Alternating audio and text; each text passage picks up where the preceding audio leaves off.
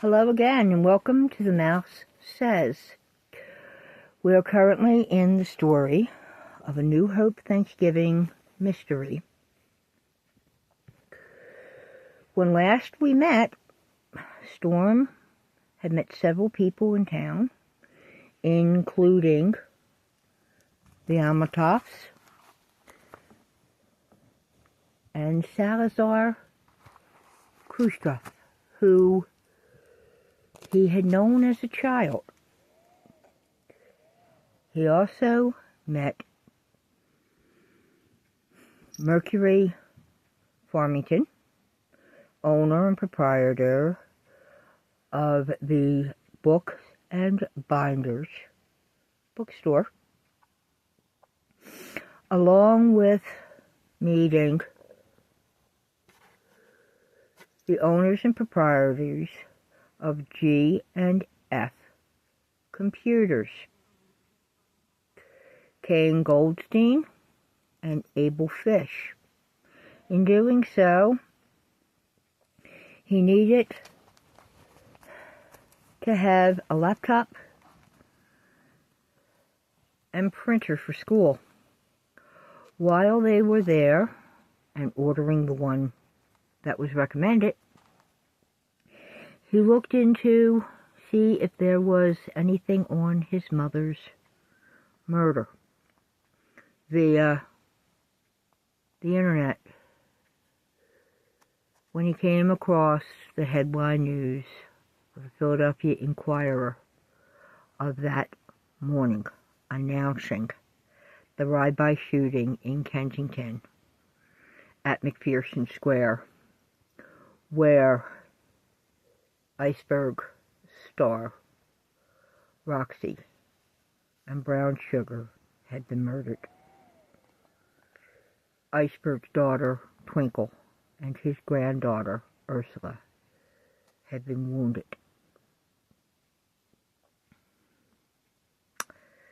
Emily proceeded to make a call to Silver, and he was rushed out of the store. We are now continuing to see what has occurred in Chapter 31. Emily held Storm's arm to keep him balanced as they moved quickly past multiple stores and crossed the main street to head for the witch store. Moments later, he was in the back seat of an older Chevrolet Suburban. Like a few months earlier, he didn't remember the ride, only that it was flying along River Road, heading northbound towards the inn. At the inn, he made it into the family room's private sitting room to collapse onto the leather sofa. Caleb had helped him off with his jacket as Ghram built a fire in the hearth and laid a throw blanket over him. The man stayed with him. Lady Lobo laid by his feet, Lucky settled in his lap, and Free snuggled by his side. He didn't register when Emily or even Silver walked in, nor when Chris set a cup of hot chocolate in front of him. His focus was on Ghram until Tagoda sat on the coffee table and gently took the teen's face into his hands to bring his eyes up to face his own. He glanced over his shoulder at Ghram. "Get over here and someone call Azart. He's in shock." Ghram moved past everyone to grab a second throw and wrap around Storm. The team folded into Gram's arms and just laid there in his own world as the man sat down with him. Chris made a call to the doctor and stepped out of the room. "Son, I'm sorry. I know they helped you and even became friends, if not family, for a short time that you had spent with them." Storm didn't know where to look. His eyes darted around the room as they glazed over when he finally could raise his head to try to look at Ghram. All he sought out was to reach for Gram's beard. His eyes dropped to Lucky's deep brown gaze of worry and sorrow. The man's cheek was against Storm's dreadlocks, and he was wrapped tightly in his arms.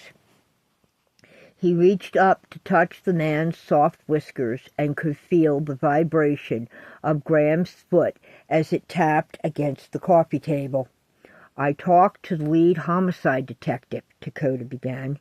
"He said they do have a description of the vehicle and a partial license plate number." Storm whispered. 3 of them had children. Roxy had 2. One of them is just 9 months.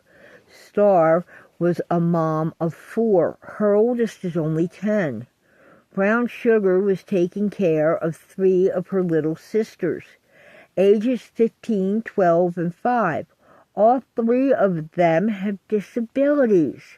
That's because she said her mother was a crack hoe. She had 6 of her own. The oldest is 16. Her youngest is 2. But she was buying baby items. I think she was pregnant and due soon. What's going to happen to them, the children? And where are they going to be laid to rest? And where the hell is Twinkle? She has children too." He burst into tears. Emily looked at Silver, then to Ethel. She wheeled and ran out of the room. "I'll work on that." Ethel came to the sofa to kneel down in front of him. "I promise you, we will do something. I'll find Iceberg's daughter and his grandchildren. She's mine and Chris's, and Emily's and Silver's goddaughter." Chris walked in. "Azart is on the way. He said to get him upstairs and into bed." "I got him." Ghram shifted to his feet. "Locke, hop down a moment, please." The little dog did as what was requested of him. Ghram slid his arm under Storm's knees and lifted, supporting his back. "You can't carry him up 4 flights of steps. You'll hurt your back again. Use the service elevator. Don't be stubborn. Just do it," Ethel told him as she stood. With a nod, Ghram left the room with the dogs trailing behind to enter the elevator with Dakota and ascend. When the lift doors opened, he walked down the hall for Dakota to push open the door to the presidential suite for them to enter. Ghram came through the sitting room. "Give me a minute to get him into a pair of sweats or something and out of these clothes. It won't be good for him to remain in these or to have them around after what's happened. It'll just be a terrible reminder." Dakota stopped as he continued to carry Storm into the bedroom with the dogs. Ethel and Chris stood by the door to speak with Silver in low whispers as they were joined by Emily. "They're all in foster care in Philly. We're going to have our work cut out for us. We're all getting older. We're in our mid-50s to early 60s. We're going to need the next generation to step up. Do any of you know how many of our kids have their foster care licenses?" Emily wiped the tears. "It wasn't stated in the paper, but Twink was shot along with her daughter, Ursula. Stable on Twink, critical on Ursa. James Harriet has got Swoozy. He's not letting go of her." Ethel looked at Chris. "Quarterback, do you got a clue how many licenses we may have in this family?" Chris shook his head. "Not sure. I know Chrissy and LeBou have theirs.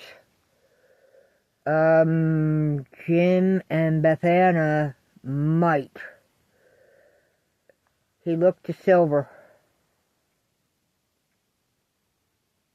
"Does Reicher and Early? They're bound to, with them having custody and finally with the adoption of Romeo. We'll figure that out later." "Azart will be here in about a half hour." Chris blew out a breath. We have some phone calls to make, and I need to call and set up for a mandula meeting. Dakota stepped back to them. Got it, Alice, but it can't be done. It can be done, right, babe? Just not right now. Let me put you on the speaker. He pressed his phone. Can you all hear me? A soft-spoken voice came over. Each nodded. Yes, babe. Okay, nothing can be done before Thanksgiving. There's not enough time, but I talked to their caseworkers. There is a total of 16 children we need to find in our family members, those that can do this, those that have licenses. And some of those children are not going to be able to be separated into other families. They will need to stay together. And remember, we have 3 that are definitely special needs in Dominique's sisters. I talked to Twinkle. She's going to pull whatever strings she can. She wants to get all the kids out of there. I told her we'll work with her. If we can get homes to back her, I can get those children into them by December 1st. And I know mandula. I may not have been born into it, but I married into it, and our children are part of the posse and the merry little folks. God bless every witch and man of service who has ever loved one of those witches, because mandula is the best that God, Diana, Lucifer, the Creator, Allah, or whoever put on this fucked up planet. I love each and every one of you, and I know we will do this. Twinkle put up a fight for them, and she's bound and determined that they will all go into mandula. She's working with me. Hell of a lady there with Willie Smythe as well. Thank you all. We'll make the calls once we know Storm is okay. Love you, babe.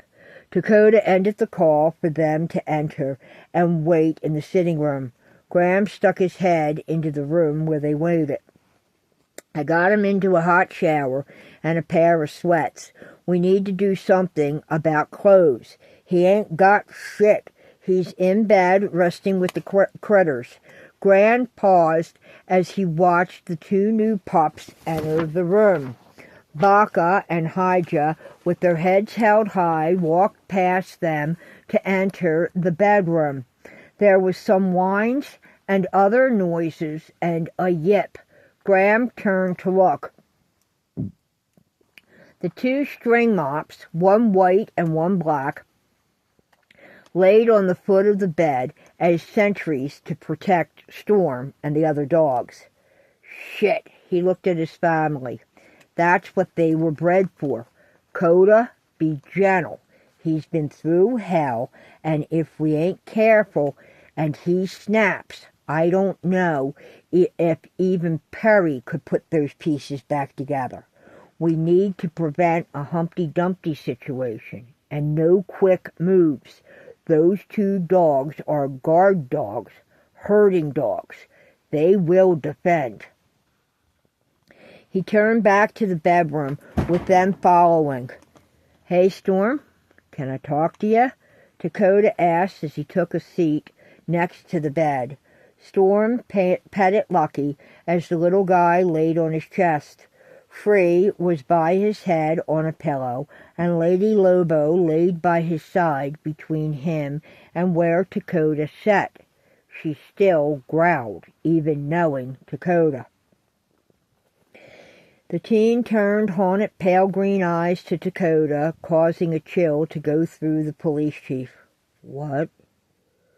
As I said downstairs, I'm sorry this happened. The family will be working on getting custody of the children.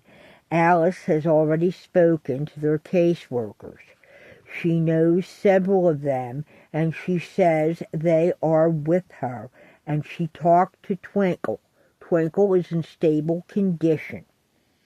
Twink is on this. We need about a week or so, okay? Storm nodded and turned his head away. You don't have to face me, but please listen for a second of your time. Dakota looked over to Ghram. Ghram nodded. Go on, Coda. As I said, the Philly PD have a description and a partial plate. Let me guess. His voice was completely flat, with no emotion whatsoever. This was not the animated team they knew and loved that had entered their world just a few days ago. This was a veteran of long battles fought in a decades-old war that he now thought he could never win. A black SUV, blacked-out windows. This wasn't just a ride-by. I read the article, Dakota. Brown Sugar was killed by a shotgun blast to the chest a block away. Her daughter stated they were coming back from grocery shopping for their daddy man. She's only 8. She saw it all. They had a wagon full of groceries for Thanksgiving, and they were getting ready for the family to celebrate it. All their kids were in Iceberg's home except for her and Ursula with Twink. She and another eyewitness states a blonde pregnant woman hopped out of the SUV, walked up to her with a baby blanket over her arm, and offered it to Brown Sugar. When she took it and thanked her, this woman had used the blanket to cover a weapon.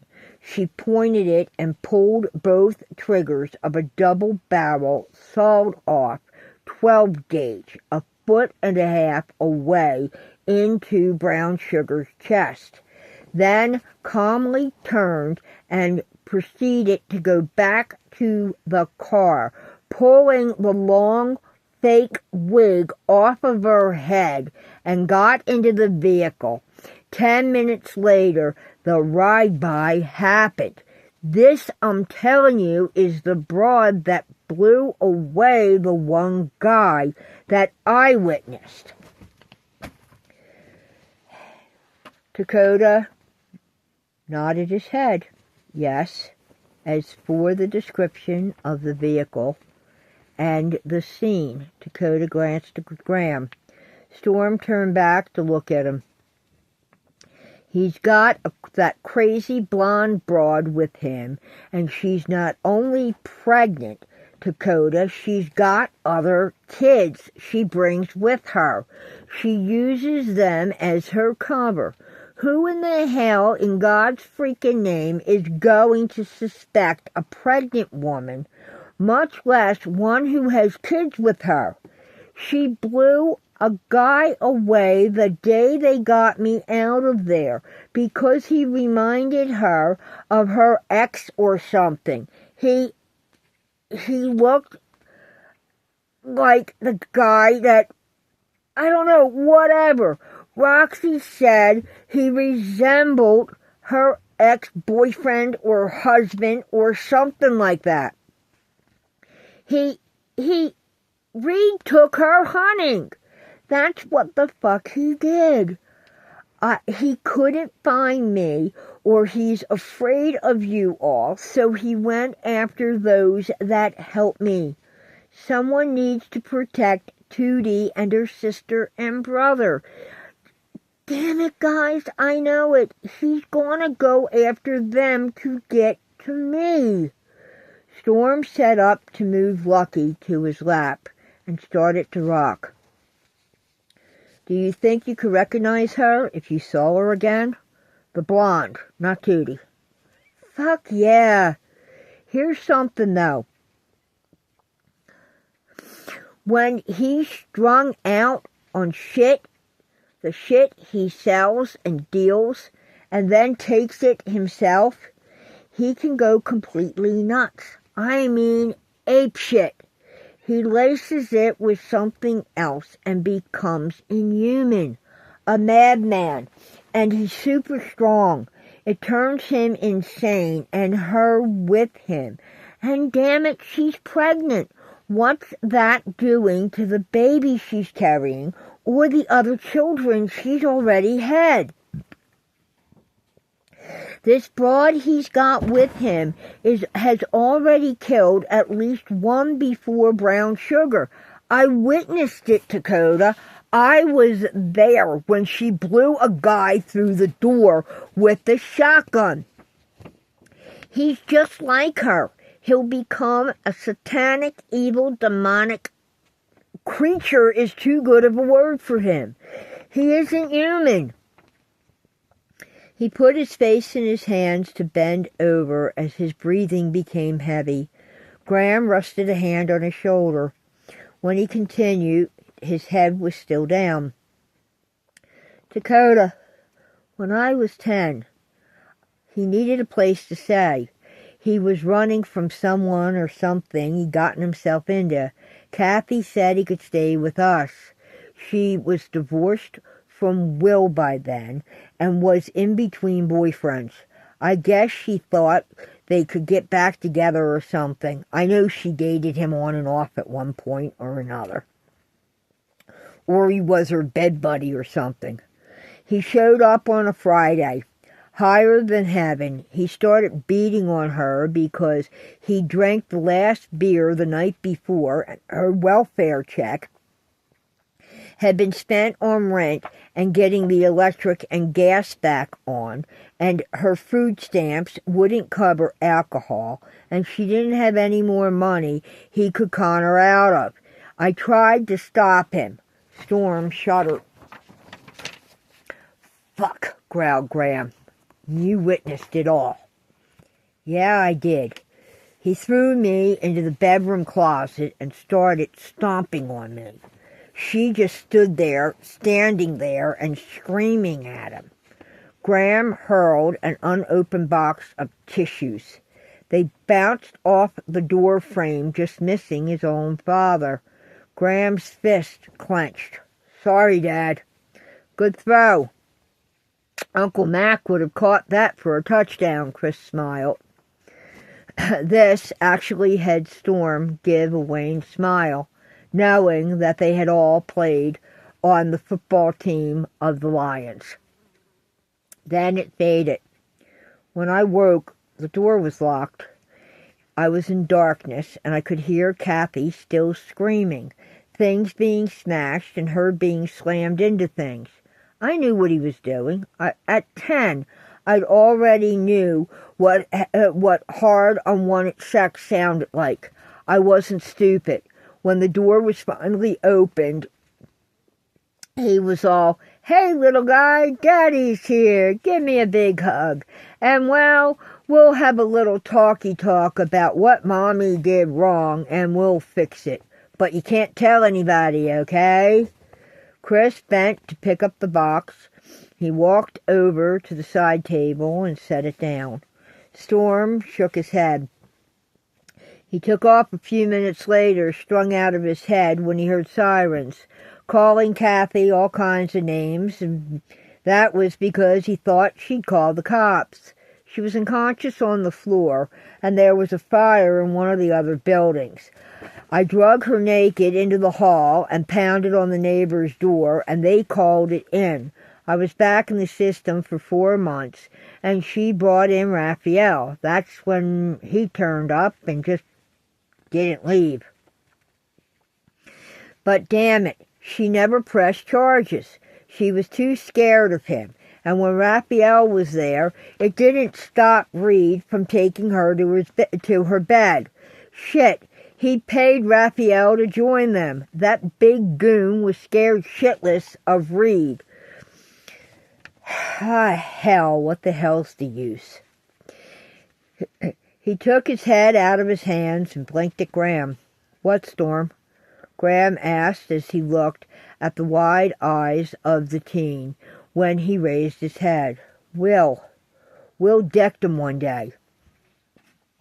He'll come at Will if he gets the chance. We need to warn him. He, like Tootie and the kids, will be in danger, and it's all because of me." He burst into tears.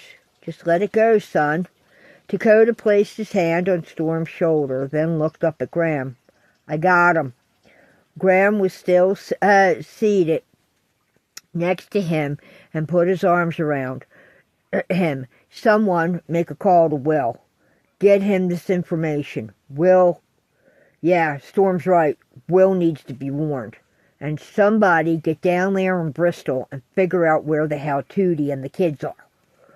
Storm turned to wrap his arms around Ghram, who reciprocated the move. "I got you. It's going to be all right. You're safe. Will, with Alice, Twinkle's, and Willie's and Mandula's help, get all those kids into homes that care. Our homes." Jim tapped on the door frame. Dr. Azart stood by his side. "Can I come in?" They walked in together. It was Jim who spoke first. "How you doing there, kiddo?" "He's hanging in there." Ghram looked down at Storm's head, laid against his chest. "Right, Stormy?" With a shaking voice, he answered, "Yeah, I guess so." Jim nodded. "I got some news." They put an APB on the SUV. He spoke softly. "They have descriptions of the driver and the shooters. They are putting together sketches. Yes, you read the article right. There were two, and one was a woman, blonde and pregnant." Storm turned his head just slightly to look at Jim. "He dyes his hair. He changes the color like most people change their underdrawers. When I lived with him, he did it at least 6 times. Amazing he ain't bald like Dead Alexei," Ghram growled. "Dead Alexei is of his own accord. Uncle Zars and Rasputin inherited their heads of hair from Bubby Valkyrie. I'll tell you that," Chris smiled. Storm actually chuckled. "You mean all that hair comes from their mom, their dad? Bald as a cucumber," Chris chuckled. Ghram shook his head. "He's been bald since I was about 2. Storm turned and looked around the room. He leaned back slightly, still in Gram's arms. "He's gone thin the last few weeks, according to the photo Risa took the other day. But who's to say he won't do the same thing? Reed will disappear for a few weeks until he comes down and realizes what he did. Unless he comes out early because he's totally hell-bent on getting to me and whatever is in that storage unit or whatever that key is too. But the fucker won't care, just as long as he can hide and not be picked up.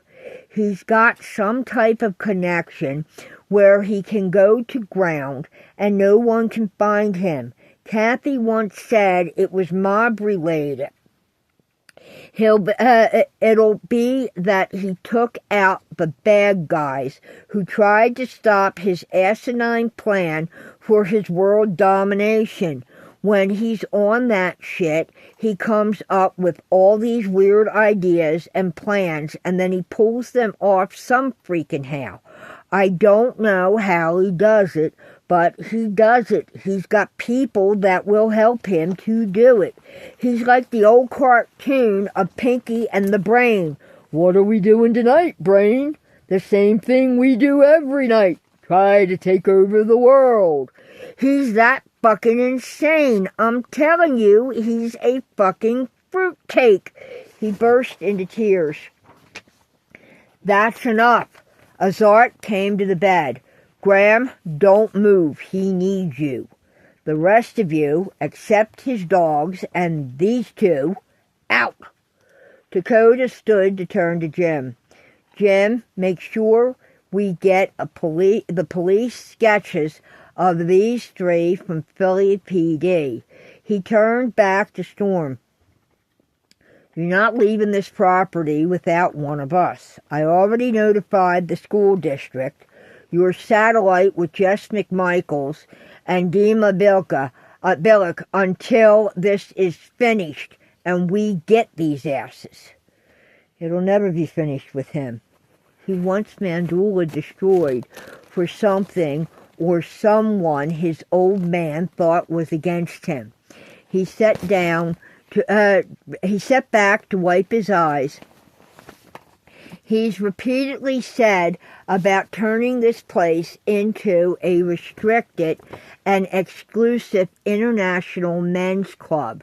He and his father even had plans drawn up. He was bragging and showing some big kahuna, the second set of them. The guy spoke broken English and sounded kind of like what Putin sounds like in interviews. Storm picked up Lucky to cuddle. I want all of you out of here now, except Ghram, Azart ordered. Dakota, that's enough. Let me get him settled before he has a goddamn coronary or a fucking stroke or seizure. Move it, Police Chief Walker. Azart pulled his stethoscope and blood pressure cup from his bag to lay on the bed as the rest of them started to leave. Ghram turned to wipe the teen's eyes with his thumbs and hand him the box of tissues he'd thrown at near his father from the nightstand. This one I won't throw. It's opened. They will get him. This will end, and the children will be brought into Mandula. This I promise to you. He placed his hand on his heart. Dakota winced as he took a step. My bet's with Ghram, son. We are Mandula. He never was at any time or place, nor was his father. Chapter 32. Thursday morning of Thanksgiving, Storm woke to a dark window as he turned to look at the alarm clock on the nightstand. It read 4 o'clock in the morning. He sat up in the presidential suite on the 4th floor of the late 17th century inn. Lady Lobo was laying at the foot of his California king-size bed, while Lucky and Free cuddled with him in the thick down feathered comforter and pillows. Both Baka and Haja still laid sprawled at the foot of the huge bed, looking like string mops. He reached to turn the bedside lamp on as his head pounded from everything the day before.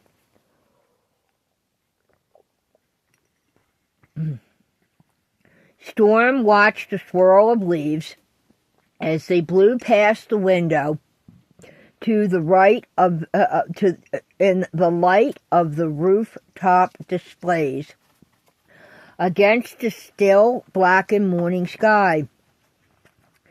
The feelings inside his heart were unlike anything he'd ever felt before as the tears streamed down his cheeks and onto his sweatshirt. A sweatshirt he didn't know how he'd gotten into. He sighed and placed his nose in Lucky's long fur between his ears as he whispered, I hate them. Storm had more questions than answers in regards to his father. Reed Harlow Carlson was born in March, sometime in the mid to late 1980s. He was around 20 when Kathy, at 17, gave birth to him. To begin with, guys, that can be considered statutory rape. He grumbled to them. Who were his friends? Who did he hang with? They obviously weren't the children of Mandula. None of them seemed to be able to stand him. but why? And who the hell is this woman, and how can she do this in front of any children, much less her own kids? Hers and brown sugars. I wonder if I can check on his school records. If he had a juvenile record, though, it would probably have been sealed when he turned 18. He pushed the blanket aside, but tucked the little dogs in before he got out of bed. It just seemed to be slightly chillier than yesterday morning in his rooms. Winter's coming on, that's for sure, guys. He pulled on his robe, fighting with the cast on his right arm that seemed to snag every shirt or sweater he tried to put on. Once untangled, he stepped into the slippers provided, like the new robe, by the inn, to shuffle into the sitting room's mini office area, where his new laptop and printer resided at the desk. He opened the computer that Fish had delivered and Emily must have brought home. The teen only hoped it was configured and ready to go. He set up his passcodes and it booted up and started off with a peace sign, then switched screens and showed him a pentagram, and there in front of him was a photo. It was of his grandmother, Ranella, with him in her arms and Beastly by their side as she knelt on an early autumn day. He was bundled up in what looked like a sweater and hat. He was a match. It was a match to the outfit Beastly wore. He couldn't have been more than 2, and the dog wasn't even into his adult size as of yet, so he must have still been a puppy. Storm sat back and looked at the photo. With his face close to hers and his hair blown into the wind, his beard was just starting to come into the fullness of what his beard had become. The teen that crouched beside them looked very familiar. It wasn't Reed. It was a teenage Ghram. He could see the scarring where the beard was being trained, and he wore an orange and black knitted hat with a bird of some type on it. Storm smiled and pressed the enter button.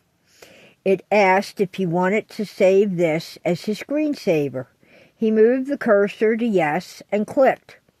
It did its thing, and within seconds he started to search as he typed in his father's name and birth date. He was about to press enter when someone knocked on the door.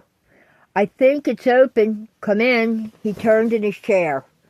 Ghram leaned his golden ash-brown head around the door. "I saw your light on when I pulled in for work. How are you feeling this morning? And, well, happy Thanksgiving. But you're awake way too early for breakfast. Dad doesn't even have the lights on in his kitchen, and it's too friggin' nasty cold out there for you to take the dogs out this early for a potty break. So I just put papers and doggo pads in their favorite spots in the back screen porch." "Thank you." "Sure.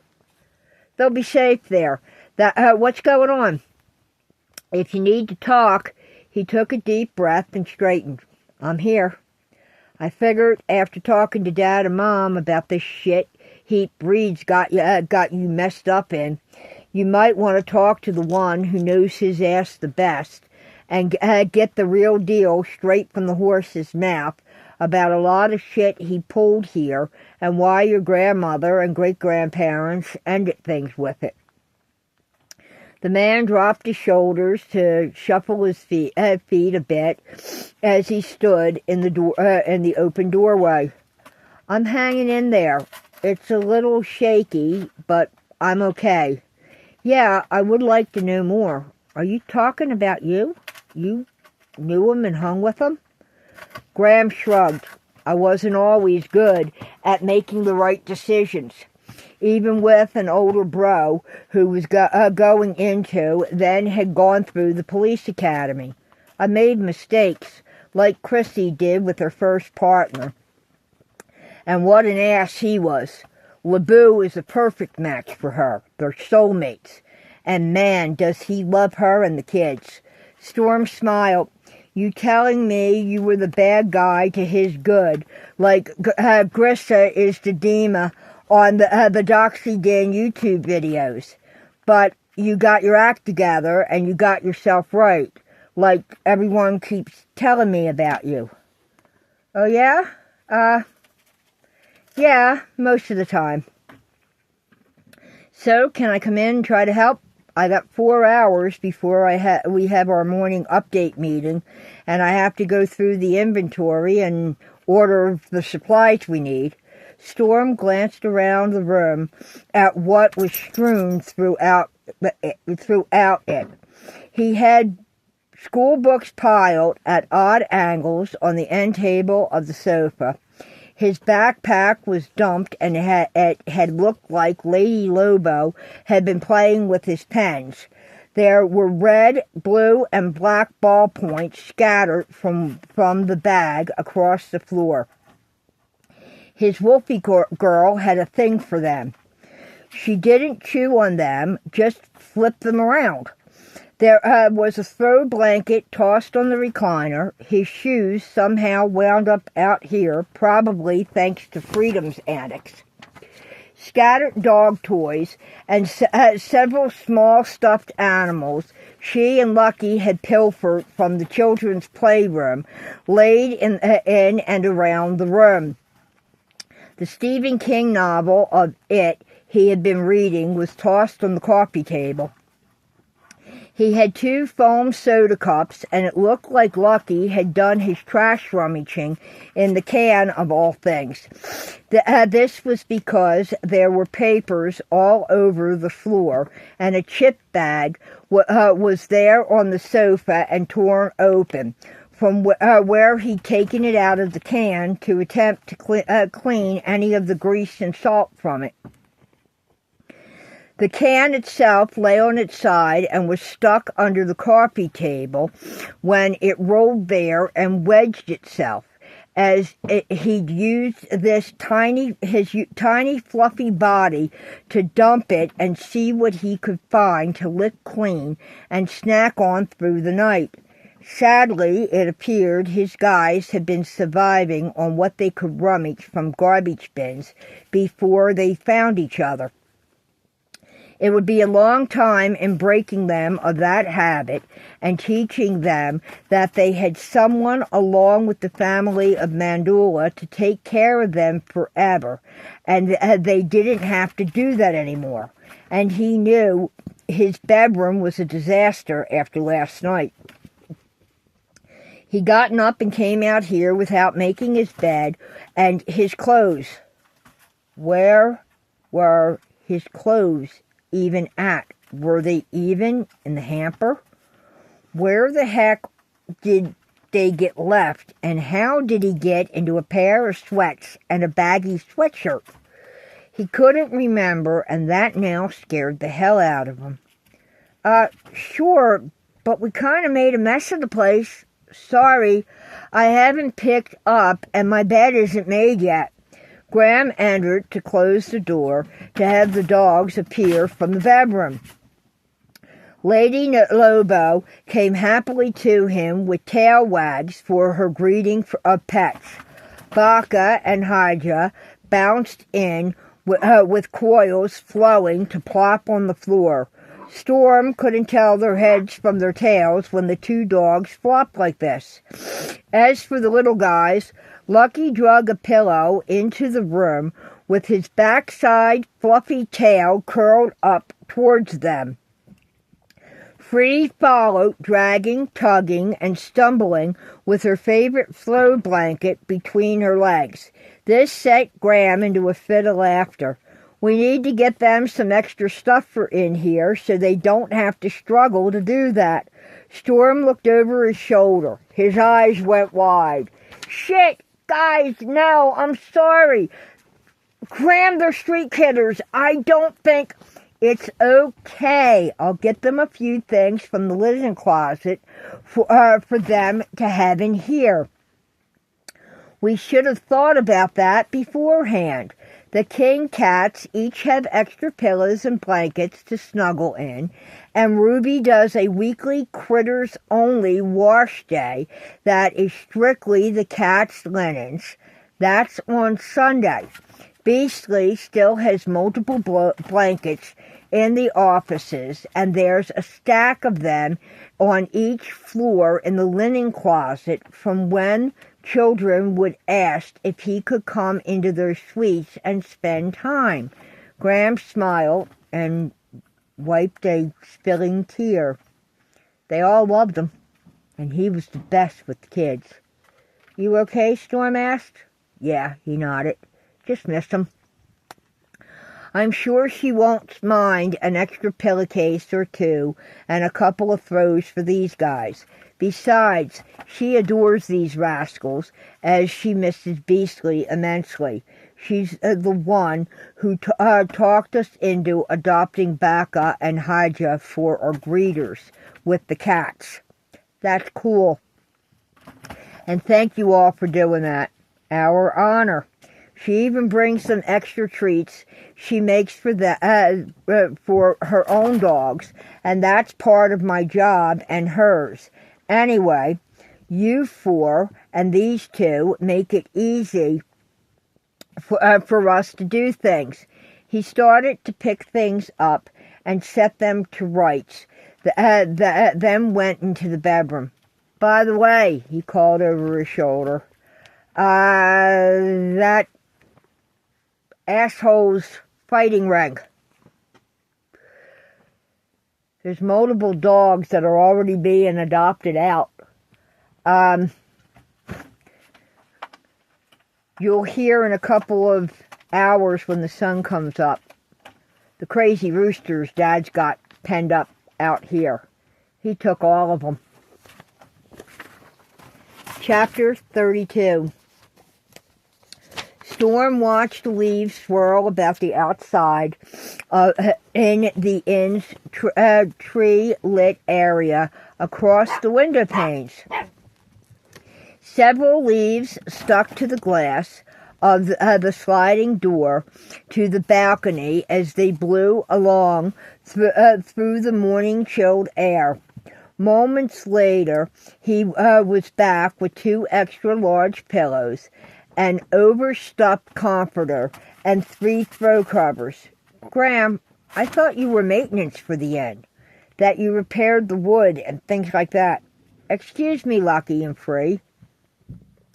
Let me get this, and I'll plump these pillows for you. Ghram shook his head and laughed as he got into a tug-of-war with Lucky over the pillow. A pillow the little guy had struggled so hard to bring in and get just right.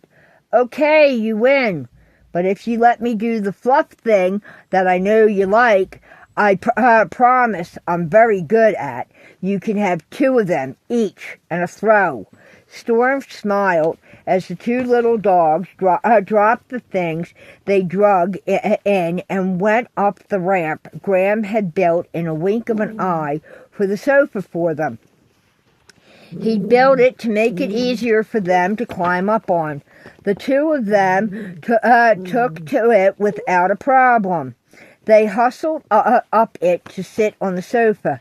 Ghram laid out the big comforter and throw for Lady Lobo and 2 more for the puppies, then took several sheets to fold and placed on the floor and plumped the pillows.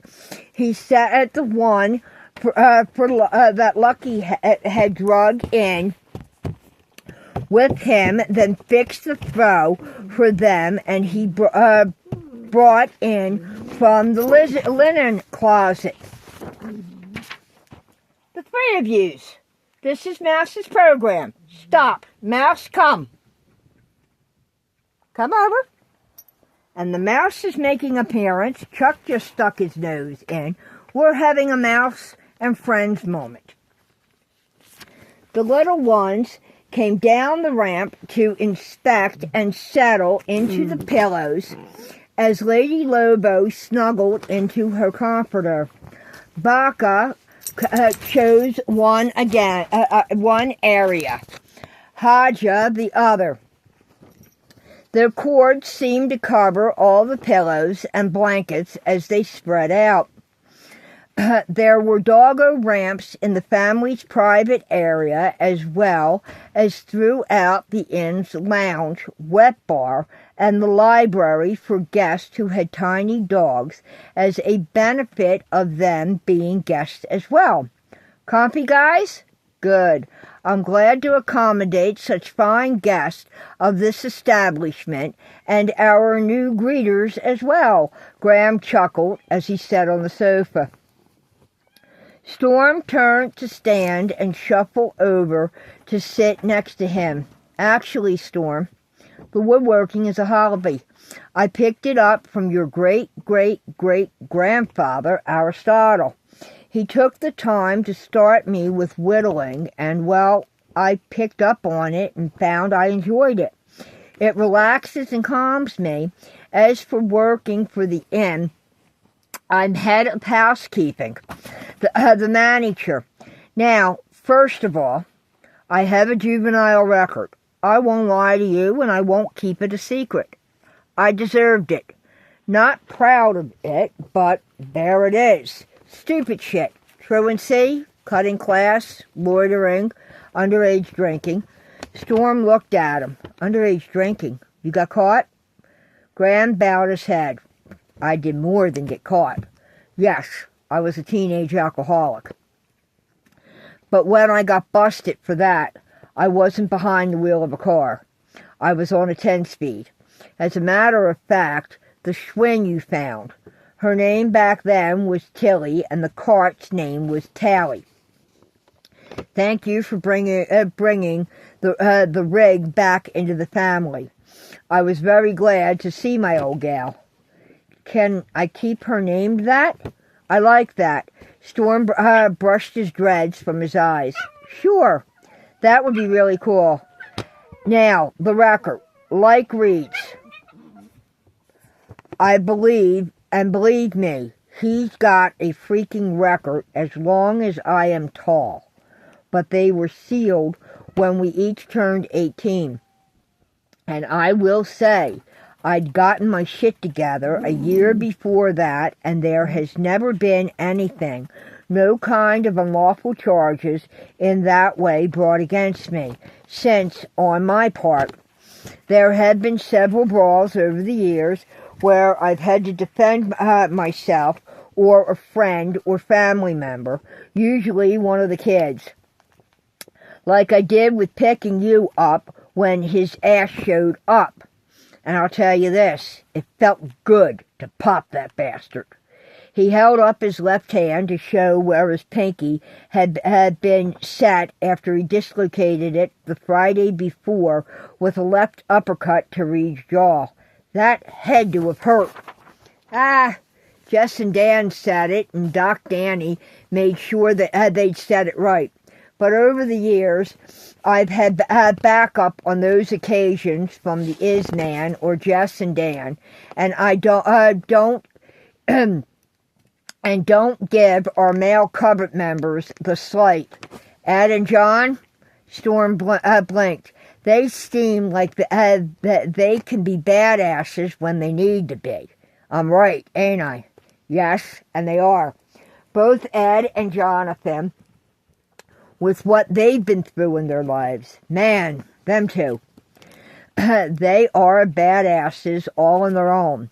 There's been some shit at the store that they have handled on their own with me, and Merlin won't hesitate to put a claw in and sink his fangs into the situation when he needs to protect his ladies and feels either of his buds are at risk. He has chosen to be the familiar of the store. But with me, I've never had any charges. Well, almost never. I'll tell you the truth. Thurston W. pulled a He needs to be charged. Ghram put on a very good imitation of the ass's high-end dialect and had Storm laughing. "Oh, God, you sound just like him," Storm roared. "Put an S on the end of that and use a lowercase g. And you'll have the Coven's most used cuss word when there's little ears around. We'll teach you." "Thank you. He's an ass, and Tootie don't need that crap. Neither do you." Ghram nodded.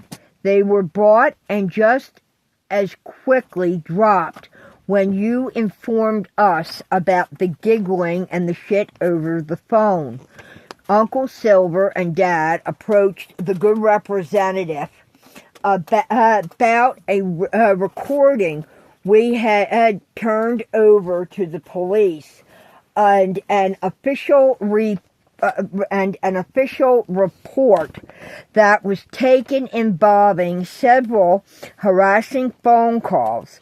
It was also brought to his attention that if Tootie or either of the younger ones ever have another bruise, it had better be from them actually falling or bumping into something.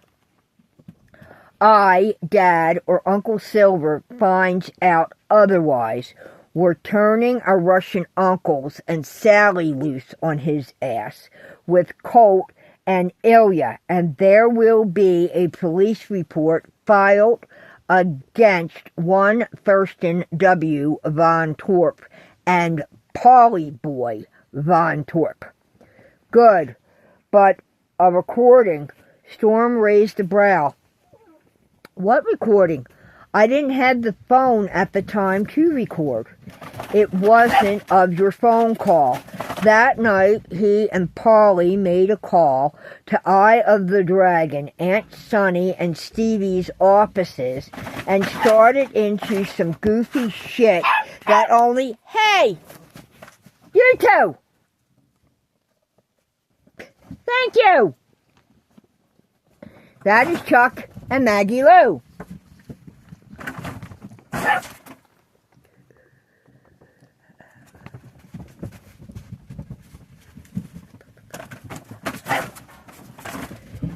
It wasn't of your phone call. That night, he and Polly Boy made a call to the Eye of the Dragon, Aunt Sunny, and Stevie's offices and started into some goofy shit that only someone who is stupid, drunk, or high would pull, and Stevie recognized Thurston W.'s voice this time, as several calls had been made prior.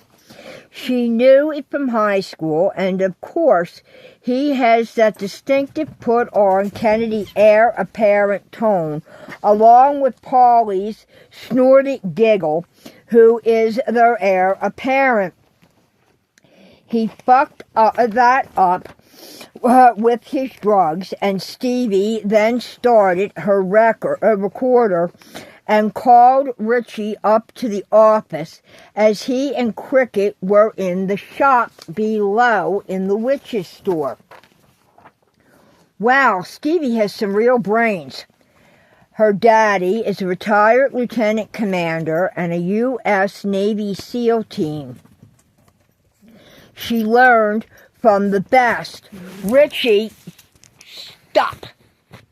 Maggie, come. Stop. Thank you.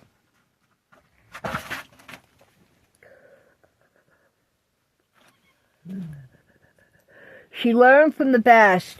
Richie was witness to what was said and radioed it in and had Becky, their dispatcher, record it. Harassment charges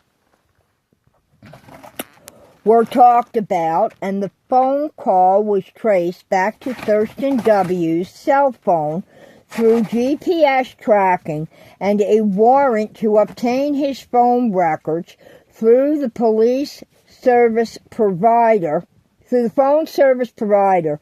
His father didn't know what to do about it, as he's up for re-election and Thurston W.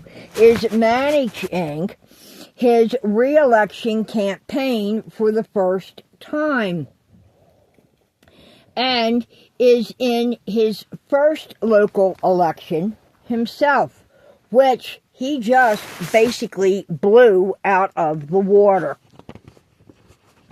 So your charges, the one he placed against you, turned out they never made it to anyone, especially after it was noted that Thurston W.'s and Paulie's actions that same night jeopardized you and were brought to the front and center as it was presented that Reed is Paulie's dealer and has been for years. That went over like a leaded bottom boat with a hole in the hug. And now there's even more. He, Paulie boy, that is, got busted for breaking and entering, and both the Cugats and Billets are charging Paulie and 4 others for damage to the historic home and lands. The Historical Society is filing a lawsuit as well because of the damage, and it was on their list of restoration projects that they've been doing fundraisers for these past several years. So I've been a good boy, so to speak. Yeah, that's cool. You got yourself right. So the rig, it was yours? Ghram ran a finger under his lip at his beard. Yeah, so was the cart. They were a team of troublemakers, he chuckled. How so, Ghram? I had a little job when I was 13. I delivered groceries and picked up packages and ran errands for folks and thought I could run my own life. In my mind, I didn't need school or my family, actually. My counselor, Perry, helped me to realize I was subconsciously trying to keep them, my family that is, safe. Too stupid on my part to realize that talking to them would have saved a lot of pain for everyone and aggravation, and would have left them aware of what I was dealing with at that time in my young life. They then could have gotten me the help I needed and had my alcoholism and a hell of a lot of the shit and sooner, which was happening within your Gram's world. He took a breath. Gram's world? Ah, shit. Reed? Ghram took a heavy breath. Yes, and others. So, to that dumb kid back then, I especially didn't need an older brother who just became a hometown cop because the guys I was hanging with thought I was going to turn stoolie on them. Which, yes, I should have with some of the shit they were into and they were doing. But more so, with what was going on, I didn't want to put his career in jeopardy. So you got scared and were trying to protect. I can understand that. The teen nodded once. A little more than just Jim. Love Jim. He's the best big bro a guy could ever want. But back then, too much shit and too much of a chance someone would destroy his career and his reputation. I couldn't do that. That was on the line. I didn't want to contribute to anything happening. He put up his hands. I had those friends, he winked. Bet I know the type. I've seen them in both Newark and in Philly. You probably do. Good friends. Real good friends. Or so that dumb teenage kid of 13 years thought, until 2 days after his 17th birthday. And no, none of them were from the family of Mandula. Maggie! Come! Come!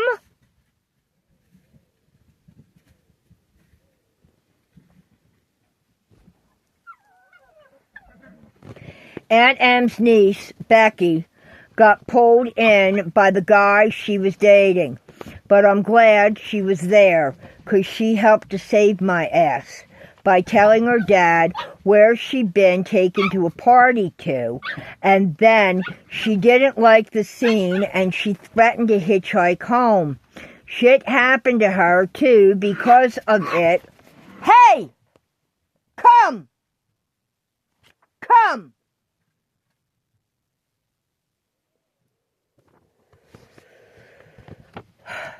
Shit happened to her, too, because of it, and why, when she heard I was missing. She was the lead when they needed help to search for me. Storm looked at him and cocked his head to one side. Ghram dropped his head. Uncle Silver said you found Tilly Tally in the bushes, stuffed there, with her car, and her cart was jammed in it as well at the old Filster farm. He tapped his right foot on the floor. It was grown over where I found her, Storm admitted. Ghram blew out a breath. I wasn't sure when you first pulled into the tea-room parking lot and we scrambled to you and these guys. He nodded to the dogs. If it was her, or you put together something like her because of the rust. Then I climbed on her to pedal her to Bessie and got my cuff into the greasy chain where her guard had been missing since she was purchased from the thrift store when I was 13. So that's where she came from. I knew she was old. Yeah, she is. And the minute I got caught in her and got me loose, then I thought about it. I had to laugh, and it was, yeah, you old bitch, it's you. Come on, Tilly Tally. She did that all the time to me. Ruined more jeans than I cared to count back then, and Mom realized it as well, as she was the one that had to do my laundry.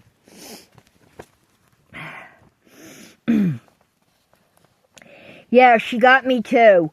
Mom Emily said I had grease all the way up to one knee of my jeans. I caught the sunshine off of her gear shaft.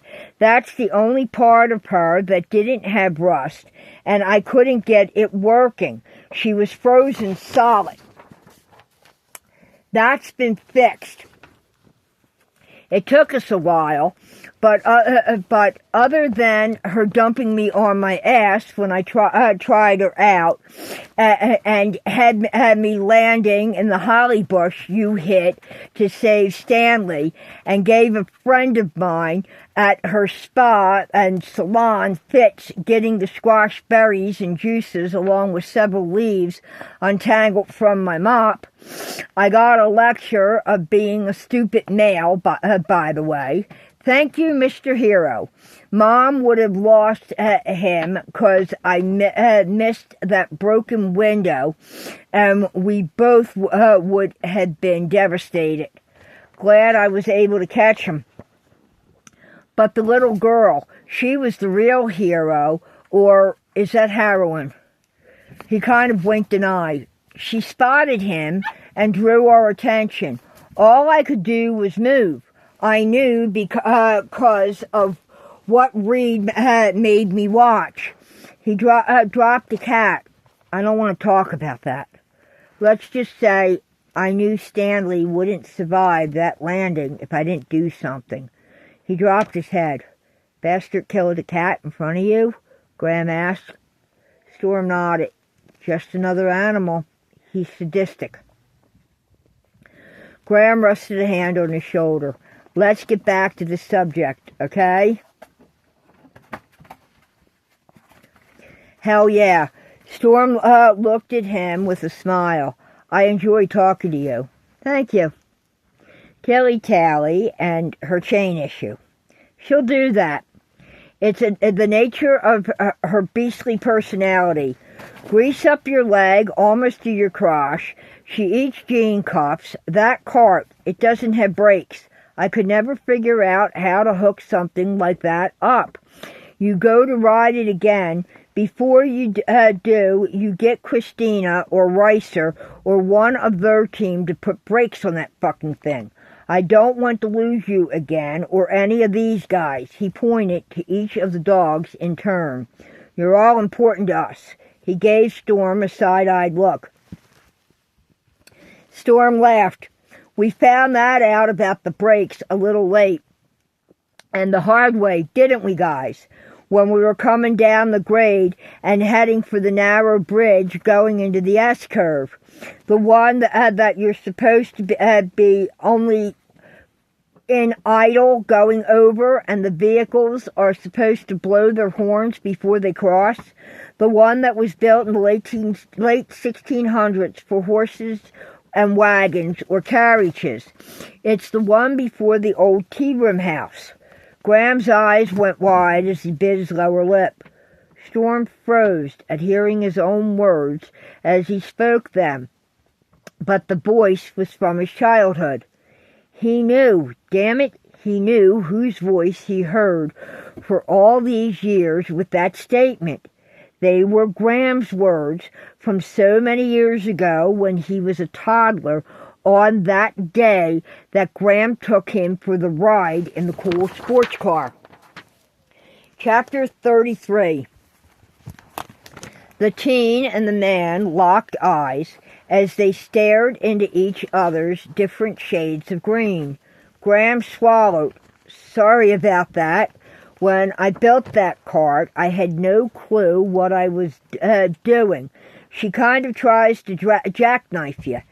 If you slow the bike down too fast and she catches up to you, she'll try to pass you on the left. He scratched the side of his head and twitched his nose. Never the right. Then smiled and gave a shrug. Found that one out too, Storm smiled. Ghram gave a laugh. I never figured that one out as to why. It's always ass first. She'll chirp like cow and hop sideways, then come at you ass first. I've jackknifed her on several occasions and gone ass over tea kettles in a freaking heap and laid there wondering what the fuck I just done had happened. He roared with laughter at himself and wiped the tears as they ran from his eyes. Storm dunked his head and chuckled. You got a wicked laugh. It's cool. Ghram smiled. Thank you. But I've always tried to imitate your great-great-grandfather Aristotle's laugh. It was deep and hearty when I was a kid, but my wrecks were always when I was sober. Never 3 sheets to the wind. Haven't figured that one out yet either. Something involving physics, inertia, and total asswipe stupidity with a hell of a lot of luck. It's a miracle I didn't kill myself more than once on that rig. This caused Storm to burst into giggles, then a snort and a full-out belly laugh. Graham's green eyes sparkled with the spirit that caught Storm's attention. The night I lost the rig, I was partying. I'll tell you the truth. A couple of, he made air quotes, those friends I mentioned were with me. I could never remember what exactly happened to her, where we were, or how I got from being on my way to school to wherever I wound up at, and it turns out you said the Filster farm. That's a hell of a distance from the high school, so, I got no clue on that one. He dropped his head. Reed was there, I take it. Ghram glanced off to the side to look at the fireplace, then back. He was one of them. There was a whole crew of us. It was supposed to be a get-together for my 17th birthday. The weekend after, I was 17 and 2 days, and they were going to throw me a party. A party I would never forget in a lifetime. And let me tell you, they were right. I'll never forget that weekend until my dying day. I just can't and don't know if I want to actually remember it. Everything is in the shadows and glitches of scenes like a fogged landscape. Storm cocked his head to one side as he seemed to go into his own world. Back into the past. I remember Papu would do that on our walks. When he came back to me, he'd say he was thinking of his friends and him in the war. The war was the Vietnam conflict, and those friends were Old Man Calhoun, Papaw Sidney, and Abuelo Cordero. I remember him telling me stories about them being kids. Storm shook his head. Damn it to hell! What, Storm? A memory from Papu on our walks. He would drift and be thinking about Vietnam and childhood memories. He'd mumble things in Greek. I'm probably not going to pronounce this right, but it sounds like Kaka Keola Puata. Holy shit, you pronounced it pretty close. You're almost dead on. Ghram looked at him. What's it mean, or who or what was he talking about? Or don't I want to know? It is Greek, and it translates to evil bastard. The only one he called that was George's father, Carl Carlson. Something went on in the war. Dad did the research when he was wounded and in Walter Reed Hospital before I was born, and there was hell to pay. The Carlsons packed it in and moved up to a small town in upstate Pennsylvania. But that's Dad's story to tell. There was a hell to pay between him and George over it, though. Could I ask him about it? That will come when Dad is ready, and you listen close to the stories from the first Mandela generation. You'll pick up things. They do have secrets, and they keep them locked away. Thanks for the advice, Ghram. Ghram stared off towards the desk. Bits and pieces and disjointed memories like that. They pop up with me, and it's at weird times, and I get strange-ass flashbacks. Nothing is clear, and yet I've got the medical records to show what was done at that so-called party. It's just that there are a hell of a lot of puzzle pieces that are missing to a 1,000-piece puzzle picture. It was that bad. He turned to look at Storm, and the smile he wore was false. Your mother, Kathy, was there with several of her gal pals, which included Virginia Poach and a girl named Charlotte, plus several others. That figures, and Charlotte is a nutcase. She's called Charlie now, and is in Bellevue Hospital in New York City. I know. Becky and Tip are the twins' aunt and uncle. Most of the girls split early, like Becky, but the Beckers was different. She was taken somewhere and dumped. Kathy, though, and the others that I got a little slideshow of, she and they hung around. So did Perch, I think, but I'm not sure. There were a few others, but all I got is shadows of, it's like a sleep paralysis. You know what I'm trying to tell you, or, you know, what that is? That's when your brain is awake and you see shit like Hatman and cryptics and that don't make sense in your room. But your body is still asleep and you're trapped and can't move. I get that once in a while.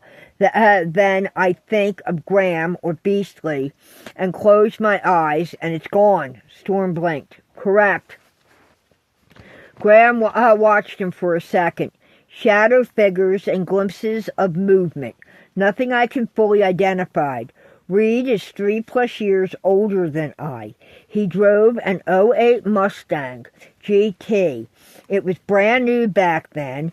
He might have had weed and other junk he was selling to those that wanted it, and the weed was definitely laced.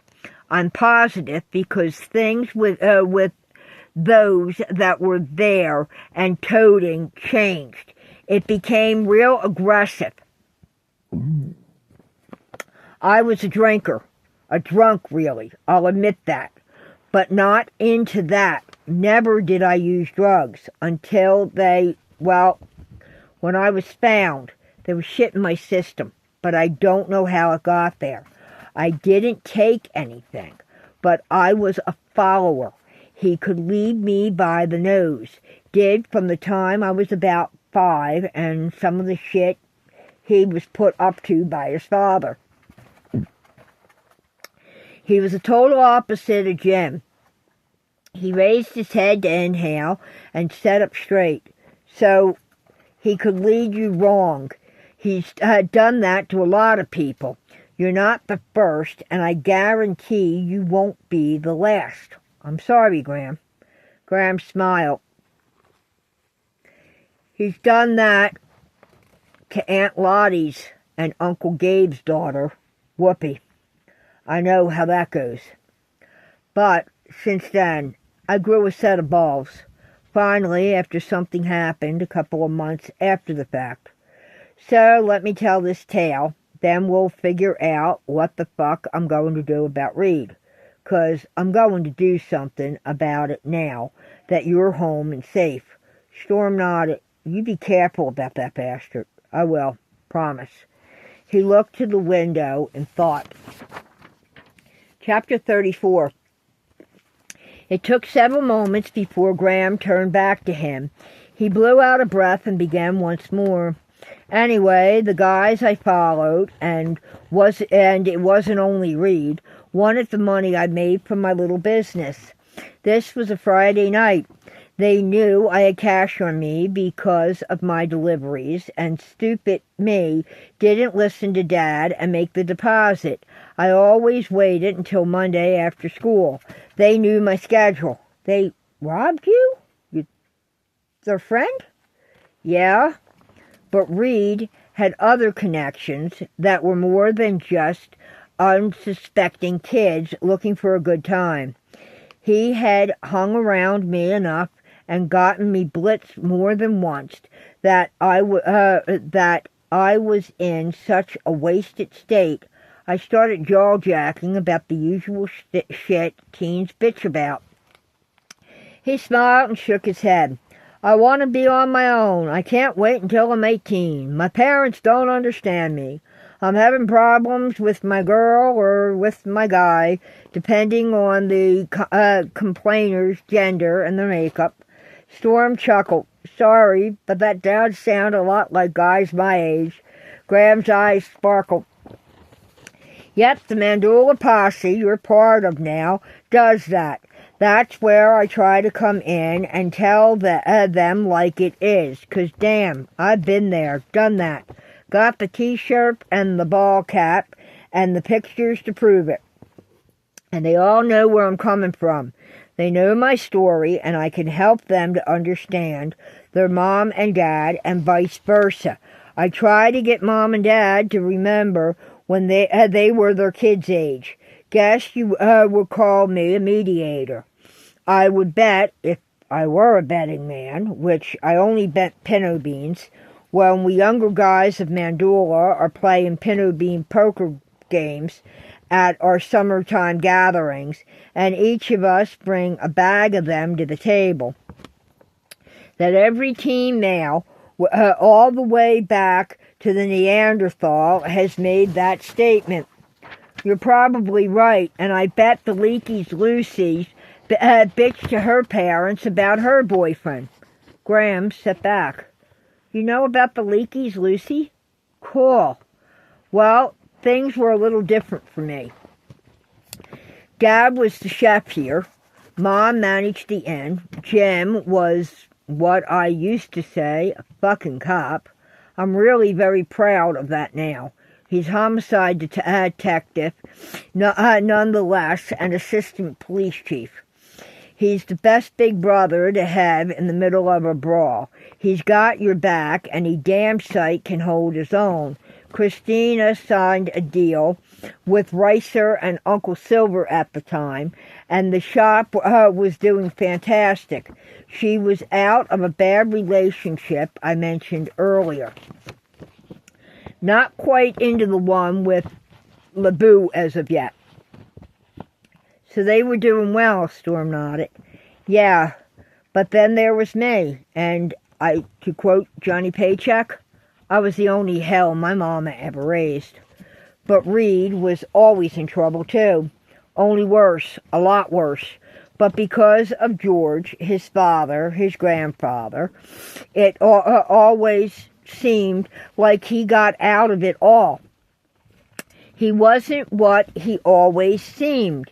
Neither of them were. George had connections of some type. So did Mike Watlow, Reggie Collier, and Billy Black. He adjusted himself to lay his arm across the back of the sofa as he drummed his fingers and crossed his legs at the ankles. Take your time. Shit like this is hard. Believe me, I know. For your age, you got your head together. Keep it that way. Sometimes when a person drinks as much as I did, and you think you got friends you can trust, you say things that they shouldn't know. I was wrong in thinking I could trust them. He shook his head. Reed brought in some guys we didn't know. Bad things happened to me that night. He looked through the window above the desk as the night started to lighten into the morning's glow. They heard the roosters start to crow at the beginning of the sunrise. You don't need to talk about this if... Ghram turned to him. No, it's okay. My family, our family, Mandula has stood by me. I've been sober since that night of January 7th. Longer than you've been alive. Jim and Dakota found me hiding from what? Well, I still don't know. I was under the footbridge of Dan Lightfoot's house when the old church was still being renovated. That was after I'd been missing for several days, and actually your mother was the one that phoned it in as to where I was. Saved extra time in them finding me. She was afraid I was going to die by the time someone found me. So I can thank her at least for that. She stopped me from dying of exposure. He gave a shrug. At least she did something right in her life for once. Hey, she had you. So that's two things. Remember that. I spent 2 weeks in the hospital. The DTs are not fun. Dad never left my side. I completely refused any assistance of meds. No anti-abuse, no nothing. I'd done this with the alcohol to myself. I was getting straight my way. The other thing is, neither are the facts when you have to face them that your so-called friends were the reason they happened to you, because you trusted them with your deepest, darkest secret, and they thought it would be hilarious to use that secret to get their jollies. You think you can handle this conversation without losing it? After last night and what you went through, I mean? I don't want you upset. Storm stood to stretch and sat back down. I can handle anything you throw at me, Ghram. He rested his left hand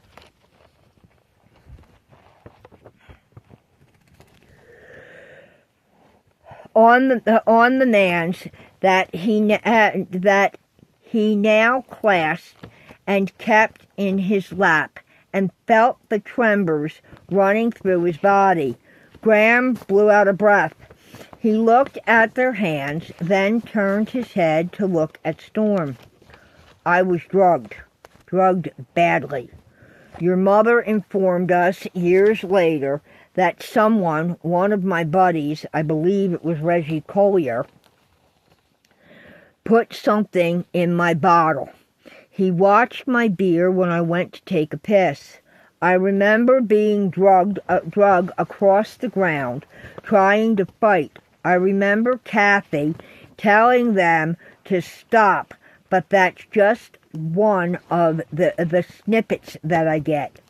After that, it's all jumbled. Light and dark, being inside a building and outside in the fields. I can't remember who, but there was a female who was screaming. It may have been Becker. He blinked several times. Dakota, when they got to the lab work back, informed me and my family that there were numerous samples that needed a DNA compared. Big surprise coming at you, Storm. You ready for this one? He nodded. Ghram inhaled deeply and sat back. I'm gay. And my friends thought it would be fun to film it when my virginity was taken the way they thought homosexuality worked. They didn't know they were too late. It had already been done. He shuddered. Are you sure you're okay talking about this? Yeah, the tremors are part of what I deal with.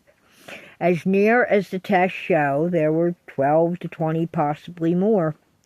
I was beaten and gang raped repeatedly over the weekend. I was missing for 4 days and have very little memory of it. But I get flashbacks and snippets of memories and deal with PTSD and panic attacks that cause me to freeze like a statue. Shit, do you talk to someone? A counselor, I mean, Ghram? Yes, I do. And my counselor is great, but I deal with amnesia caused by the trauma and whatever the hell they shot me up with. I never was a drug user, like I said, but when I came down to in the hospital, along with the DTs, I was addicted to the shit they pumped in me. I still get cravings and reactions like that, like I'm going through withdrawal. That's taken care of by very dark chocolate, non-sweet chocolate, like baker's chocolate. Dad makes it for me in molds and wraps it like a tiny gift for me. It ain't that often, thank you very much, whoever, but when it hits, Dad's got me covered. And his bread and his brand takes it away the minute it hits my tongue. It's got a pinch of nutmeg and a hint of cinnamon. Oh, God, Storm squeezed his hand. I'm so sorry. No, you don't apologize for that bastard or any of them. The police found several DNA matches, but it won't stand up in court because it was too dark. It was January. What you told us about Tilly Tally at the abandoned farm now makes sense. There was no electricity, no lights, and when I think about the shadows now, they're glowing red and orange. A couple of campfires would do that. I was too drunk and drugged and couldn't identify anyone. I tried. God, how I tried. He huffed, then shrugged. Lowercase g and an S on the end, right? That brought a smile. I knew which ones of my buddies were there. They all had alibis. And, oh yeah, the summer after all of this happened, several DVDs were burned and showed up via private sales. Bastards. Kathy had one of them, I think. But you couldn't see. She said it was an actor, and it was just a film. Ghram. Now, I'm sorry, I don't think it was. I think she was involved in that. I know it because, never mind, he shook his head. Let's let Coda know they're still floating around. But nobody knew where they came from. And those in the video wore ski masks and had scarves covering their faces so they couldn't be identified. And the footage was dark, filmed during the twilight or in firelight. Ghram took a deep breath, then stood to stretch himself and sat. You okay? Storm asked. He nodded. Chrissy had just found out she was expecting her second baby. That is Devo. And told Farouk, her then and forever ex-partner, to get the hell out of their lives because she'd found out about his drug dealing and cheating on her like 2 weeks before. She hadn't met Lebu yet. She just purchased her home in Washington's Crossing, but she hadn't moved out of her apartment as of yet. She was packed, but the lease didn't end until the 1st of April, and this was March 9th to be exact. He blew out a breath and looked at the open beam ceiling. That would happen over the summer, and they would go on their first date. Wouldn't go on their first date until the week before Christmas. But Lebu is really great for them. By the way, they met at his family's garden center, nursery, and tree farm. Sanjay's family, Fertile Crescent, is on Route 202. I was home from the hospital a little over, then it was 6 weeks, or on the day of March 9th, when the shit hit the fan between Farouk and Chrissy and Reed.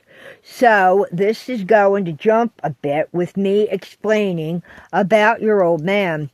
He showed Storm his high school graduation ring, a silver falcon set in a garnet stone in a gold ring on his right hand.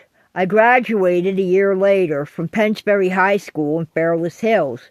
I brought my grades high enough that I was 5th in my class and won a 2-year scholarship to Princeton in business management. During those years, I worked at the Rasmer Suites. I specialized in housekeeping. I wanted to kind of keep to myself and regroup, but I had made a special friend in high school who wouldn't let me hide in the shadows. When I graduated from college, your Yaya Poppy offered me a position as Bocce Anarchy was getting ready to retire from here. I was really scared to come back, but I did it for her. I had multiple awards and certificates and had moved up in the ranks as assistant manager of housekeeping. So this wasn't a handout. I worked for this. And when I came back, I met Edward Bond and Jonathan Kessler, the guys from Mystic Moments. I got a slight memory of a party maybe. Balloons and streamers throughout the first floor and yellow ribbons tied around trees and a cake. Didn't Beasley try to eat it? Ghram laughed. It had a chomp out of it and tiny fingerprints in the icing. Ghram pointed to him. Me? He smiled. They were apparently under your grandpoppies and Ranella's. Aunt Emily felt I'd be safe They were they were apprenticing under your grandpappy and grandpappy and Ranella. Aunt Emily felt I'd be safe with them as friends. They're 5 years older than me. I rekindled my friendship and brotherhood with Izzy, Jess, and Dan, Yuma, Portland, and Mercury as well. And come to find out, Ed and John were friends with those guys. So it was cool. I didn't have to hide from them. They knew and understood that I was gay. Are one of them your... I shouldn't ask that. It's none of my business. Storm bit his lip. Sorry. Ghram laughed and shook his head. It was the sound of happiness if ever Storm heard it. It's okay. It's a typical teenage guy question. I don't have a partner in those terms. I deal with a fear factor. Those that threw me my 17th birthday party that weekend took that away from me. No, Ed and John are partners, but Mom and Dad, as we were all adults, moved into the B&B, so they told me if I stayed sober, they would lease purchase their home to me. I'm the third generation that owns it now. They built the 2-bedroom apartment over the detached 3-bay garage behind the house that sits on the 5 acres on its own for Jim. Then he married Beth Anna and purchased their home, and Chrissy had her home in Washington's Crossing, so the apartment was empty. I had moved in there first as I didn't have too much furnishings. I left all my stuff over at the apartment I still kept with my roommates who were 2 grades behind me, and I still went there on weekends. The guys were renting a guest suite in Yardley Estates. Not a good idea, he shook his head. Why not? First, it was expensive. Second, the lady and Mom hate each other. That generation calls her the Buffetator. She's been after Dad for years. Oh, none of that shit is good. I had a run-in with something like that on my hike. Please go on. Well, there was another issue. They were only renting the place for a year and looking for another as they got notice that the rent was being jacked, and the doctor and his wife were asses to begin with anyway. Along with that, they had a tiny dog, a Maltese, and the Buffinator had left her dog run loose. It attacked Floof, and Jonathan fought for it. I'm not going to insult the American Staffordshire Bull Terrier. When raised right, they are beautiful, loving dogs. But this thing, no. It was raised to be a pit bull, a fighting dog. The guys also have 3 staffies they rescued, Sunshine, Lollipop, and Daisy. Yes, they're named for the song. Those 3 saved both Floof and Jonathan. They, in their defense, attacked the dog. They killed it. Jonathan was in the hospital for over a week. It was an incredible surgery that Rain did, and Danny and Jonathan Willows flew in to assist. The three little, and they were puppies, barely 8 months old, had survived injuries as well. The bitch had left her vicious dog out and wanted the puppies put down. The puppies were the staffies. They were the little guys that they had raised. Her dog was a damn monster because it wasn't only American Staffordshire Bull, but it was mixed with several others. That's ridiculous. I know. We all fought for it.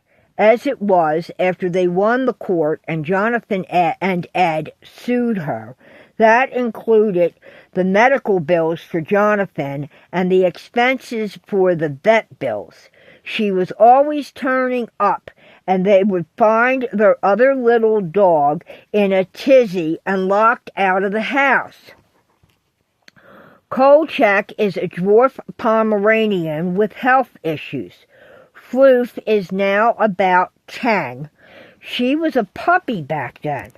The girls, the Staffies, are 11, and Kolchak, he's just about 9. With that shit, they could have gotten lost or killed. The Berkshires are the names of the doctors and his wife. Oh, I know her. Ghram sat back and looked at him. So, as I made the deal with my folks, I talked to them. Mom and Dad agreed we needed to get the guys out of there. They needed to be moved. I approached them, and she started about breaking the lease. Mandula stepped in, and we got the three of us moved within 2 weeks of each other, and beat the rent hike by 8 hours. And a bunch of Mandula pickup trucks and several vans were used. Mom puppy set all 5 of the dogs at my house. They've lived there for 9 years now, and as the damn thing sits on a chunk of land, whoever built the place didn't have the land surveyed before they put it there. The old man and Nana purchased the property, but the damn thing is too far away from the house, and we always had used the renovated carriage house behind my house for the cars. Today, Thanksgiving Day, I'll present Mom and Dad with the final payment on the house. With me owning it, I now want to free my ass of the garage issue and not have to deal with the place.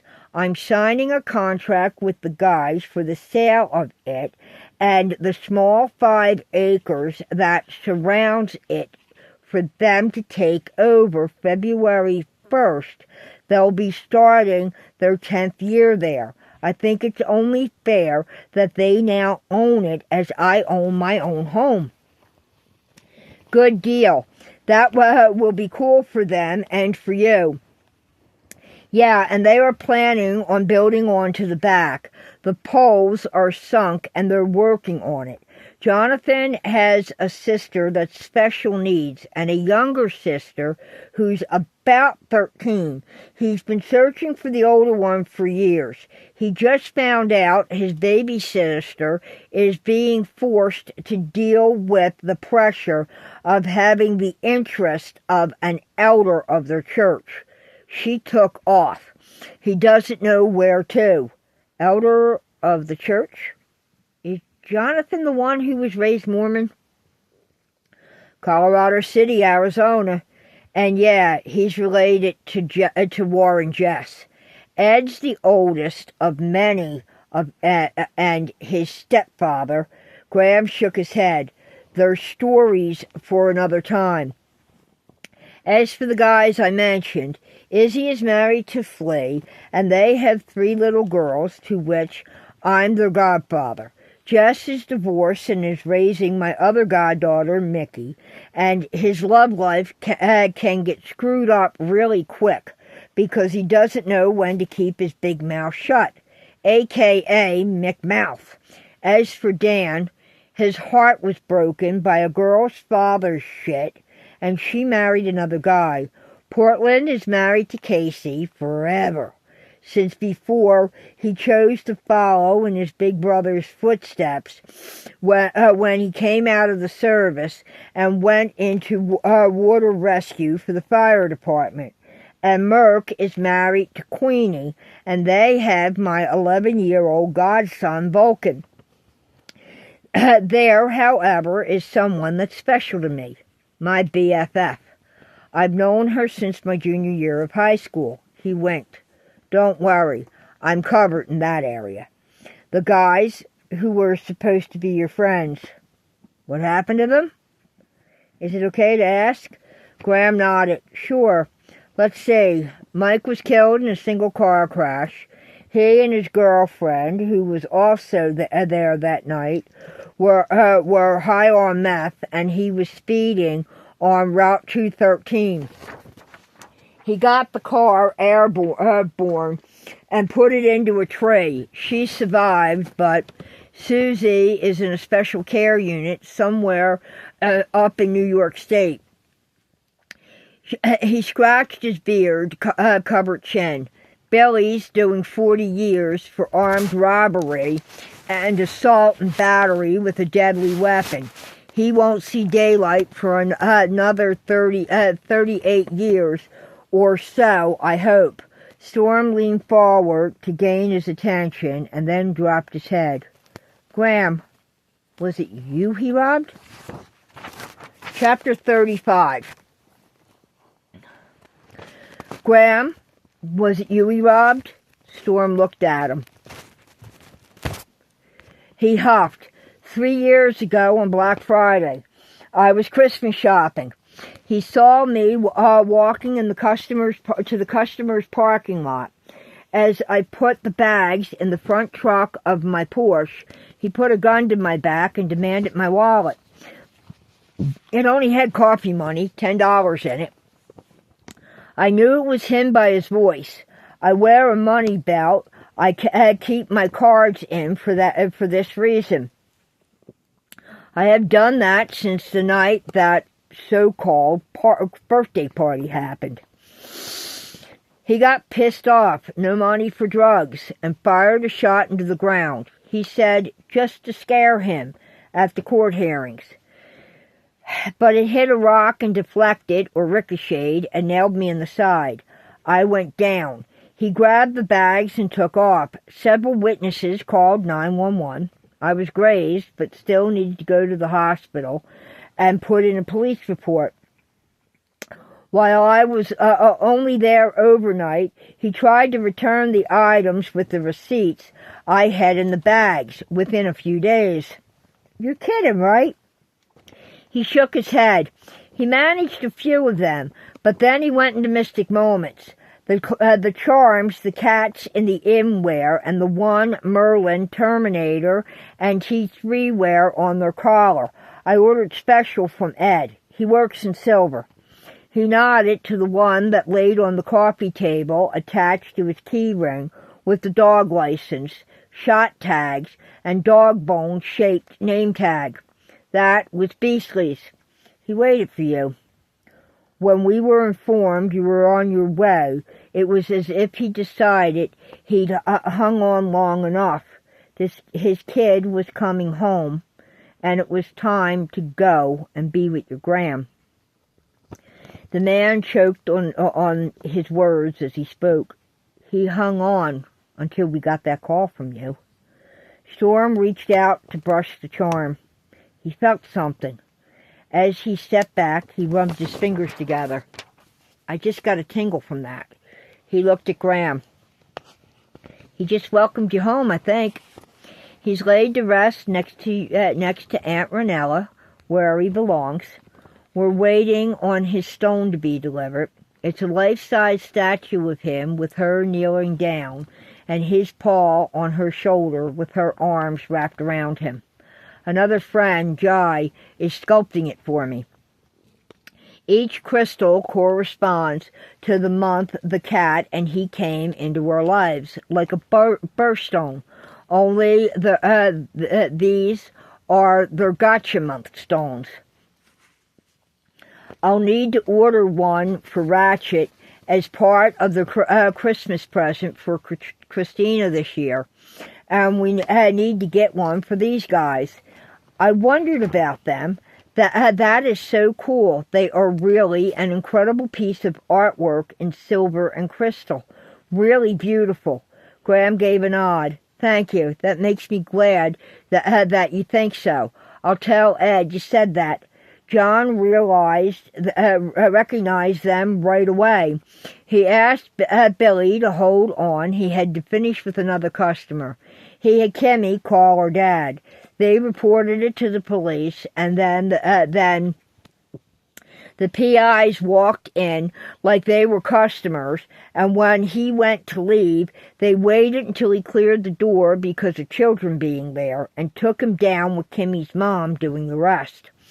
When the warrants were issued for the search of his place on suspicion of burglary, they found more stolen items from throughout Bucks, Lehigh, Northampton, Montgomery counties, and the greater Philly area. And in New Jersey's Warren, Hunterdon, Mercer, and Burlington counties, along with a box of those DVDs I told you about, and the digital recording camera and burner. There's new charges pending, as there's several cases he's linked to. So, with some luck, he won't ever see the light of day again. And that'll be the best for his ex-wife and her children. You mean he's been charged with more stuff? Why not the attempt on your life? It was deemed a crime of opportunity. He hadn't planned it to be me, and as the bullet ricocheted, well, that's bogus, Storm stated. Him being charged with more crimes is hopeful, which is good for his ex-wife and kids. They've been through hell because of him. As for Reggie, when I came home, he would push my buttons when he saw me. He was still in the area because his father got him a job at the power company. He got his ass kicked one day shooting his mouth off and trying to pull shit with Reed. They saw me painting the benches as I had finished the walls of the bus shelter. Gaddy, Romeo, and Karuk, with a couple of other guys, were helping Polly and Alexis with the lights for Halloween.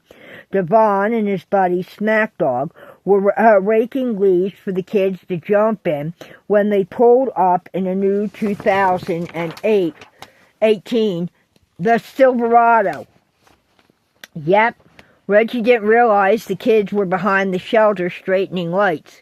He and Reed thought I was by myself. They thought they'd have some fun, then disappear, while they were concealed by the trees. Fuck. I hate that bastard. No, we smiled. I just got paint on my jacket and on my hands. They shoved me against the wall. I caught Reed in the ribs and busted Reggie in the mouth as he started saying shit about, well, how you might know his mouth. I'm going to F you until you bleed like you did the night all those years ago. Shit, they admitted they were the ones that were in on the gang rape? Yeah?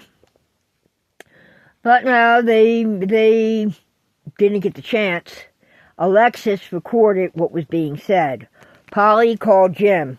4 of the guys, all of them, were on the high school football team. They came around the shelter as the girls protected the little ones that were there.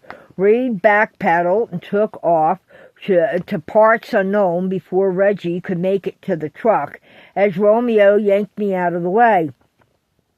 He might have disabilities, as you already know, and deals with learning issues, but don't ever sell him short.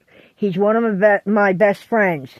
Reggie got a can of whoop-ass opened on him, and Romeo insisted before the cops got there I'd be allowed to nail the bastard just once. I had told him no. I already had. I busted the ass in the nose. Did the guys or you get in trouble? No. Jim took all the statements, then photos of my hands in my jacket, and took Alexis's phone to copy the recording of the statement made and me trying to defend against the attempted assault of 2-on-1. When the charges were brought, his lawyer came up with the bullshit that they attacked him, and being we were high school friends, he was just playing around, and they shouldn't have taken him seriously. Well, that went over like a lead balloon. How? New Hope, Storm, is LGBTQI plus friendly, and they remembered what happened a decade prior. There was a deal made. Charges would be dropped due to harassment. He would pay a hefty fine, and he'd leave New Hope with me having a restraining order against him. And the one I carry against Reed is reinstated every 3 years on March 9th, or the closest day thereafter, which every 3 years I go to court, I have it put back in place.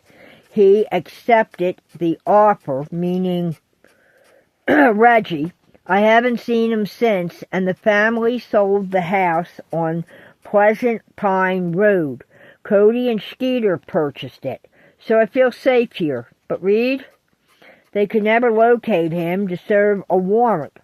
It's still an open issue. That's why when he showed up Friday over you, and Dad made the call of his being within 1,000 yards of me, he disappeared, but you decked him. Ghram bowed his head. My pleasure.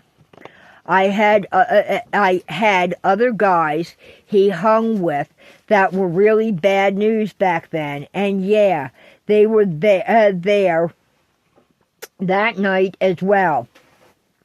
He shook his head, having his long curls fall around his chiseled, handsome good looks. There wasn't a season that went by in our younger years that there was not some kind of issue that the Papadopouloses or the Carlsons didn't have someone banging on the B&B's door or the door of the carriage house, them Ranellas at the caretaker's place, and always somebody needed to talk to her about Reed at the store, because talking to George was a complete lost cause. I never did like my grandfather. Like Reed, there was something really off about him. You know it. He, Reed, owed them money, or he sold them something that wasn't what he said it was. He'd take a job and take the money up front and then never showed up to do the job. He damaged more than he fixed. All kinds of shit like that. Sounds like him. A con man at heart. Ghram shook his head. At times, there were gang members who were looking for him. Pagan, Warlock, Wheels of Soul, Iron Horseman, even a few Hell's Angels out of New York. At times, and 2 old clubs that's gone now, The Breed and the Bastards MC. A lot of times, he spent in juvenile detention. He stole Dad's car one time, his 64.5 Ford Mustang. He ditched it in a duck pond in Yardley. He couldn't handle the power, and damn sight didn't know how to corner the curves with it. There were fathers who pounded on their doors after him pulling shit with their daughters on dates, to a point where no father in their right friggin' mind left their daughter by themselves when he was around. Each of Mandouli's young ladies had run-ins with him and with George himself. Christina, as I said, bitch-slapped him one day after I was home from the hospital. Wow, she wasn't afraid of him? Ghram shook his head. There ain't much that scares my older sister. I was here recovering from the assault, so Mom and Dad could keep an eye on me.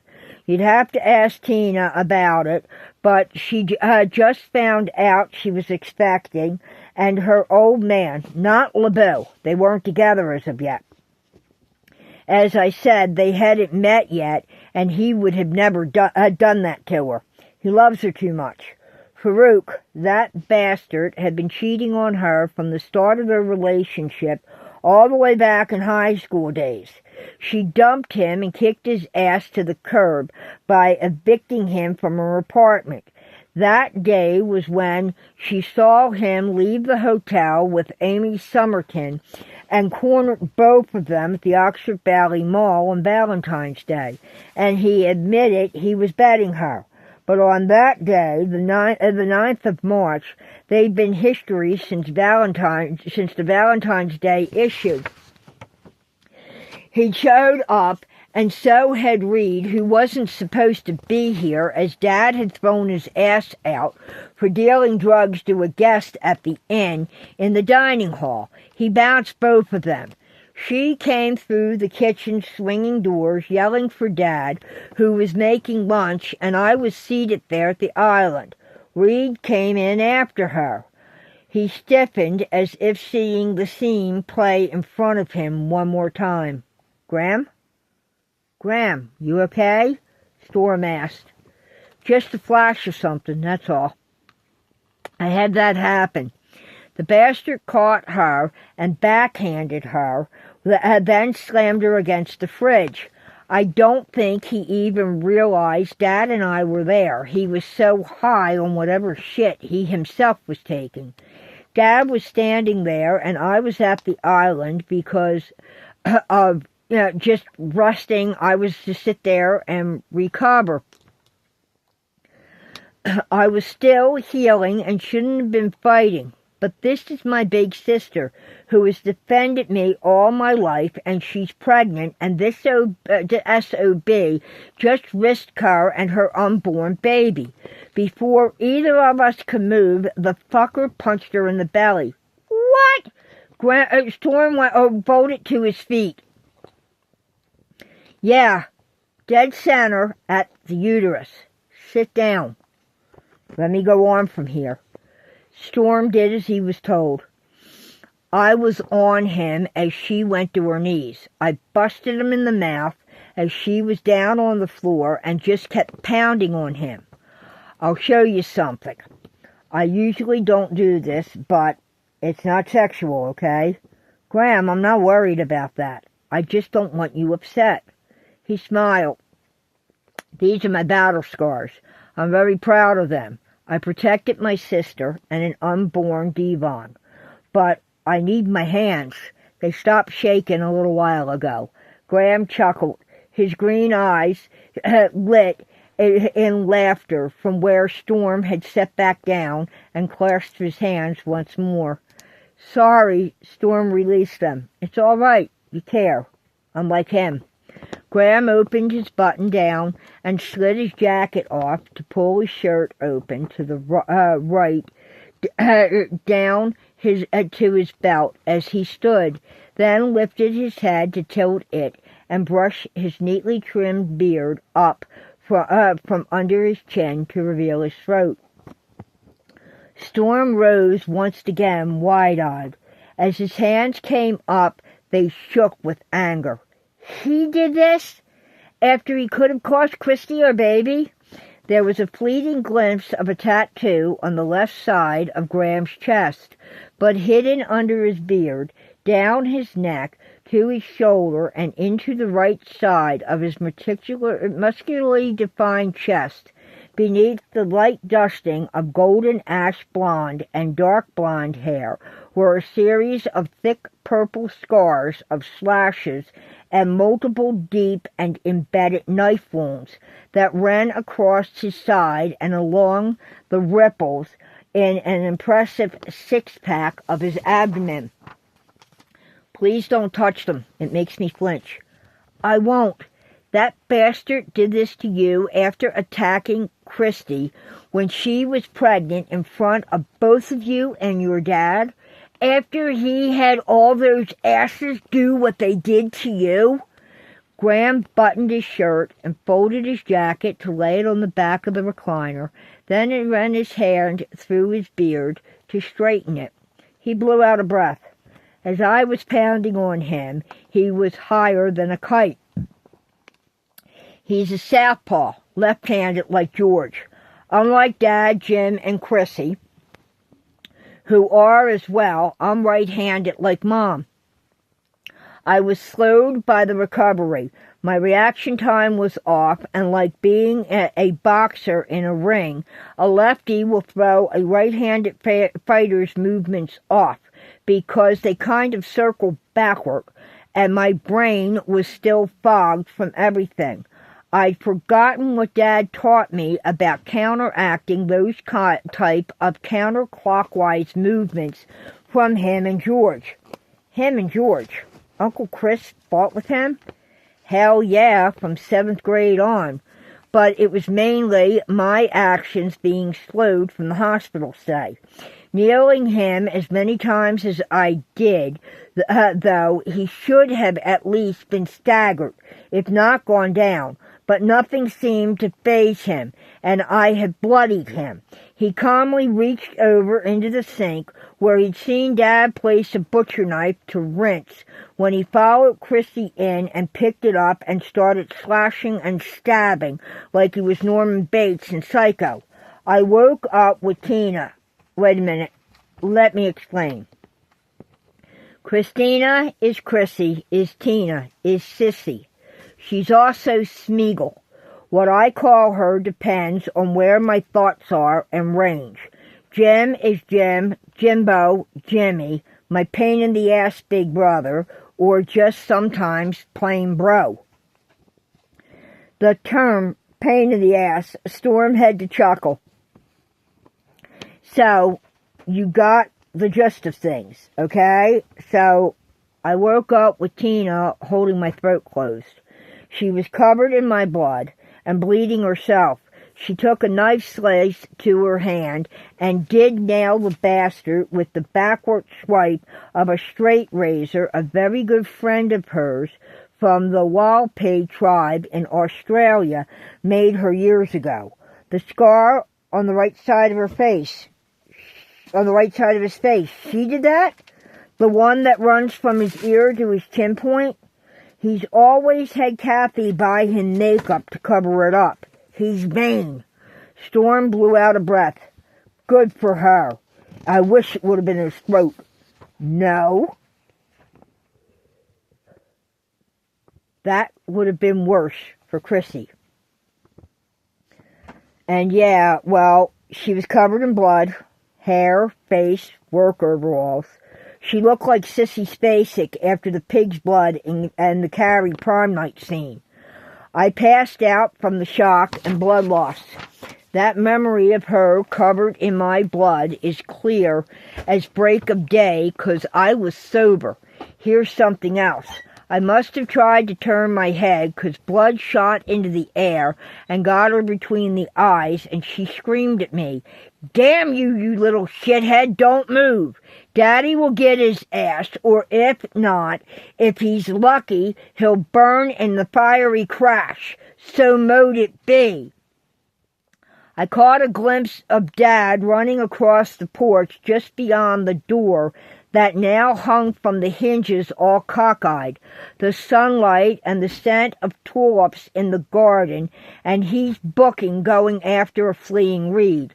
And Uncle Silver dives, but it's the first time I ever heard tell of him missing a tackle in the protection of his quarterback. I hear 2 cars start and close my eyes, but the chase issued. I could hear it, and as I was drifting in and out of the consciousness, it's playing in my mind what it would be like to ride with Dad as he chased this bastard. Storm leaned forward to look at him. He went after him in a car? The team sat there blinking at him. Oh, hell yeah. You don't want to see what the Bridgewater beast can do, or Bridget, as Dad calls her. Chapter 36. He actually chased his ass down in a car. Did he catch him? And if he did, why ain't he doing life for attempted murder? The second question I'll answer first. George pulled some shit. He and his family pay people off. There's a long history with that family and them doing that. Do I have to claim those bastards as my family? Ghram smiled. Hell no. You're the Queen's grandson, not yours.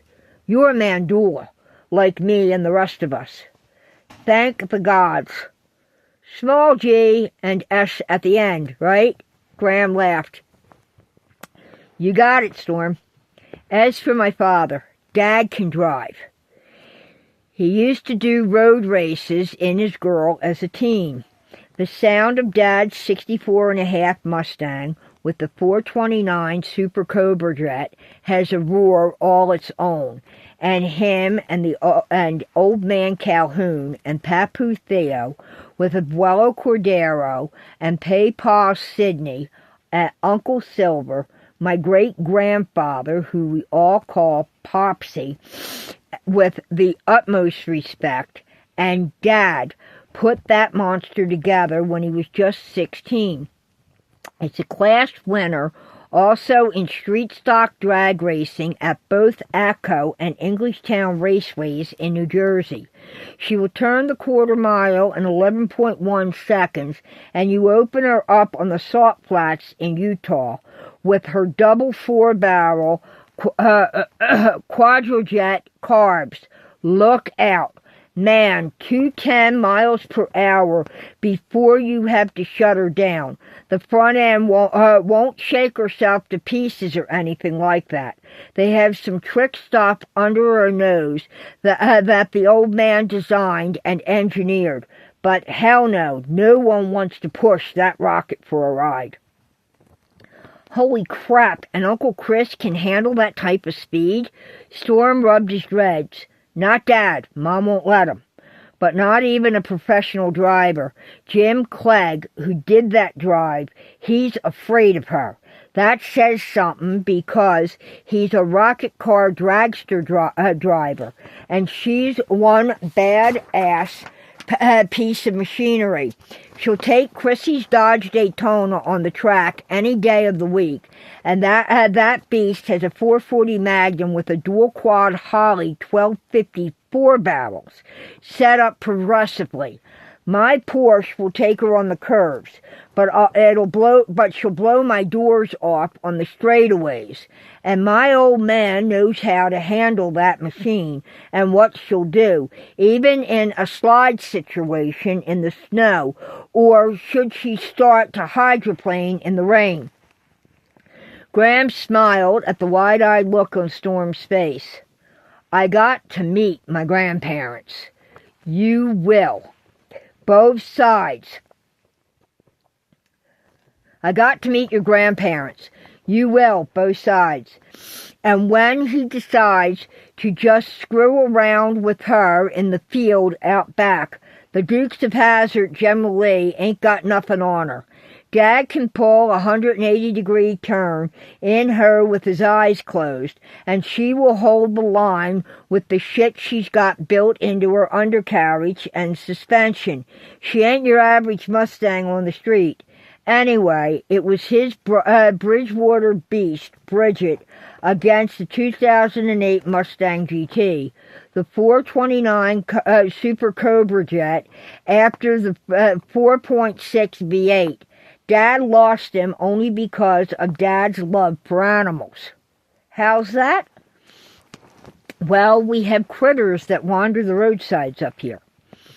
He had to gear her down to avoid hitting a mama raccoon and her kits as she tried to cross River Road. Dad put her into a power slide, and with water on the ground from the spring rain the night before, Bridget pulled a controlled loop which left him sitting less than a foot away from the mama and her babies. Dad freaked that he almost hit her and could have squashed the babies. He got her, the mama, calmed down and collected her and her kits in a humane trap, and we now have the descendants of the mama and her babies living in the woodland trails. He managed to get them all? Wow! He had a bag of fruits in the car. He always had. He sliced them down and made the offer, then led them into like a Pac-Man situation into a humane trap. She brought her kits as she carried them. He lured them to the trap and snapped it shut, then put them into the car and got them here. He released them and barreled ass to the hospital. Holy crap. He did that to calm himself down because he was terrified over even the thought that he could lose another child in the end. Me. He brought her and the kits back here to build them a home and prayed to any deity that would listen I'd come home to take care of them. Ghram sat down to take a breath. Later, about 2 weeks passed when they found the GT had wound up in a lake on a private property where Reed lost control, and they're pretty sure by the damage done to the car, he had to have gotten it airborne running through a farmer's field and landed it in an irrigation lake. He disappeared for a couple of years after that, and the chase took place while Uncle Silver's arthritic hands are holding my guts in, and Chrissy has her hands clamped to my friggin' throat, and blood is splaying the ceiling in Dad's kitchen and covering your grandma, Aunt Ranella, and she's holding the door for the EMT, and her other arm is around Mom, trying to hold her together and shield her from my blood covering her, and him blanking, and I'm blanking in and out and hearing her tell Mom he will survive this and he is our only son. I have no other. Still, I'm not sure about that memory. I think she was claiming me and finally giving up on him. They come and they go. He gave a sigh. I want you to look at my screensaver, Ghram. I've never seen a family photo other than the ones on the walls of the private family room, and this one Mom Emily must have put there. It isn't on the wall. I'll check it out. But I'll tell you this, I died that night on the operating table. But I heard my guardian angel, her infants cry. My sister Ranny. He looked heavenward and pointed to the ceiling. He and her sent me back. He's got something for me to do. I don't know what. But that was it from a doula with Reed, and your grandma and great-grandparents, Papadopoulos, said it was over, no matter how much George bitched and protested. This is our son. He is our heir to the land. Later, when I came home, there was an argument between them, and Aunt Ranella told him then, Mandula will inherit the property and all that Mom and Dad leave. She meant it. They threw him out? Oh, Stormy, they did more than that. Aunt Ranella and Yaya Poppy and Papu Theo took his name off of everything. Land, B&B, the cottages, cars, Mystic Moments, the building behind it. They closed out all the joint accounts they'd set up when he was born. They set up new private accounts. That's when they found out Kathy Dockin was pregnant with you in that spring, and they couldn't figure out where the money came from that had been made periodically deposited in large amounts. Then when you came into the world and were turned over to them because Kathy's addiction and her mother's reputation. Yeah, there was other shit too that was a private matter on their part. And Stormy, having you back in this home, it's worth everything. I used to bounce you on my knee, and you'd toddle in my office with a bear in one hand, a ball in the other, and beastly trailing you. I'd roll the ball on the floor with you, too, and we'd play with your bear, or you drag your big Lego blocks behind you in the box with the wheels, and we'd build. I brought my own old set of Lincoln logs and kept them in there for us to build stuff with. You had a small collection of miniature farm animals and matchbox cars and trucks. He threw his head back with laughter. What? Don't tell me you still got them. Ghram nodded. They, along with your bear you called Murph, are still there. Murph is on my shelf behind my desk to keep an eye on me, and the blocks and the wheeled box are tucked under my desk. The other toys are in a box stashed in the bottom drawer of one of my filing cabinets, the last place you left them. I tap my foot against the Lego bin when I get unnerved or restless or feel a panic attack coming on, and that really helps to calm me down and relieve tension. If you got mad at someone, the cubby that I could never figure out what to do with by my desk between it and the file cabinet was where you set up your runaway hideout. I'd hear your great-grandpa holler, "He's done run away, send out the troops. Ghram, you're in charge of the hunt." You put your finger to your lip, and I'd yell back, "He's not in here, sir." 10 minutes later, if that, you tell me you were bored and you were going home for a peanut butter and banana sandwich. Did I want one? And we'd head for the kitchen with Murph and Beastly in tow. We'd walk in. Dad would say, "Back from the Wallop hunt, I see? 2 PBBs coming up." He'd make them up, pour 2 glasses of milk, and we'd have our lunch with Papu Theo, and you'd tell me all about what ticked you off. Would I? Ghram stood there and laughed as Storm smiled. I remember slipping Beastly part of the sandwich, and he always managed to spit the banana onto the floor somehow and eat the peanut butter and bread. Your dad would have a stare-down with him, and Beastly would win. Uncle Chris would clean his kitchen floor. Didn't Beastly do something like he would huff or something? He did, and Dad would say, "Yes, your lordship," and grumble, then clean it up with a smile, 'cause it made you laugh.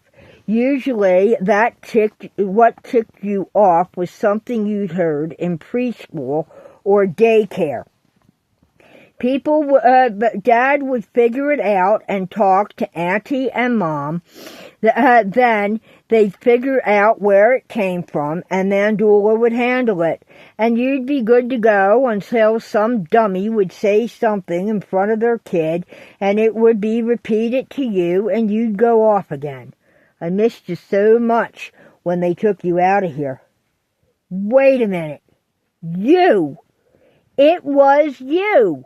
I'm positive of it now. I wasn't when I first met you again, but after last night and now, hell yeah, it was you. Storm pumped his fist. Ghram raised an elegant eyebrow. Me? What are you remembering? Are you okay? I mean, after everything last night? Yes. Storm smiled and repeatedly nodded, then started to laugh. It all fits now. It's starting to come back. He stood to pull Ghram to his feet and threw his arms around the man. Sorry about that. He stepped back. No, it's okay. Perfectly fine. But what? When Reed tried to grab me, and I wanted to stay with you and Dad Silver and Mom Emily and your folks. The caseworker. She reached for me and missed. I ran away, and that's what was conveyed to me from Tootie. Reed reported me as a runaway. That's why it triggered so many memories. I headed for the inn from the front parking circle. My hideaway. I made it there. Almost, I think. He barged into your office and grabbed me. Storm shuddered. I'm getting the feeling of the Return of the King, like the giant spider coming out of its lair, like Shelob. He shuddered. Ugh! But it was you. You had real light blonde streaks in your brown hair. Down to below your waist, or possibly longer, I'm not sure. But I remember playing with the length when I would sit on the floor and you were working at your desk. The tips of it would lay on the floor. You came roaring outside after us. Beastly was by your side. It wasn't a windy day, though, but for some reason I remember your hair blowing all around like you were in the front of a huge fan, and the caseworker was flipping out and wanted to get the hell out of here. Your leather trench, you were in that because I get a feeling you hadn't been at work long enough to remove it and start the day. Black jeans and he dropped his head to bite his lip. A pure white shirt, and it had lace. The vampire character. New Orleans. The lady who wrote him only passed a couple of years ago. Lescat? Anne Rice? Shit, please don't compare me to that ass Tom Cruise. He ruined that character in the movie. No, not the character, the clothing. That shirt was neat, and I remember getting my fingers into the material. It was silk or satin. But your hair, it was all over the place, like I thought you were Michael or Gabriel or Raphael or, Uriel, Angel of Prophecy and Wisdom? Is that who you're trying to remember? That would be the Greek from your grandfather and the Catholicism. Yeah, great-grandpa spoke of him. He's the tough one to remember, but yeah, maybe one of the archangels, a guardian angel at least. When you came through the front doors, they kind of blew apart. They opened in, but they blew off the hinges and blew outward. One of them flew outward and landed on the lawn. The other hung from the hinge. Beastly was through it in a heartbeat, and then it's like you came out of nowhere. You blew those big-ass doors off their hinges somehow, and suddenly you were there. You floated off the stone porch and landed a few feet from us. The caseworker freaked and called you a demon. You answered her with something about... Ghram put up a finger. I remember. Oh, fuck yeah, I do. My statement was, no lady, wrong realm. I'm a fucking witch and his worst fucking nightmare. I am my mother's son. Yes, I remember it too. And I'm pretty sure I did scare the piss out of him that day. You pulled me out of his arms and decked his fucking ass. I mean, laid him out cold and left with a left uppercut. They had to call for an ambulance. He hit the ground and didn't get back up. When they arrived, they had to put him on a gurney and carry him away. You knocked him out 10 count, and I got to stay for about a week. Then something happened. Shoot, I can't remember. He put both hands to his head. It's gone. I'm fighting the headache from yesterday, and the thought is gone with the memory. Shit. But you put him in the hospital that day, and the police were here. But not over you. The warrant for attempted murder. They're still trying to nail him for that. There's no statute of limitations. When they went to the hospital, he'd taken off AMA and disappeared like the wind, gone.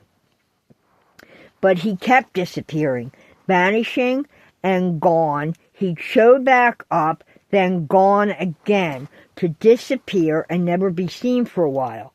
After he grabbed you the week to 10 days later, because he had an injunction filed against a restraining order. It turned out when it was researched, the judge was charged with accepting a bribe from a lawyer he'd been friends with, and the lawyer was one of Reed's drug clients. That's when he completely vanished from the face of the earth, and then we were told you'd been placed with your mother, and he was nowhere to be found.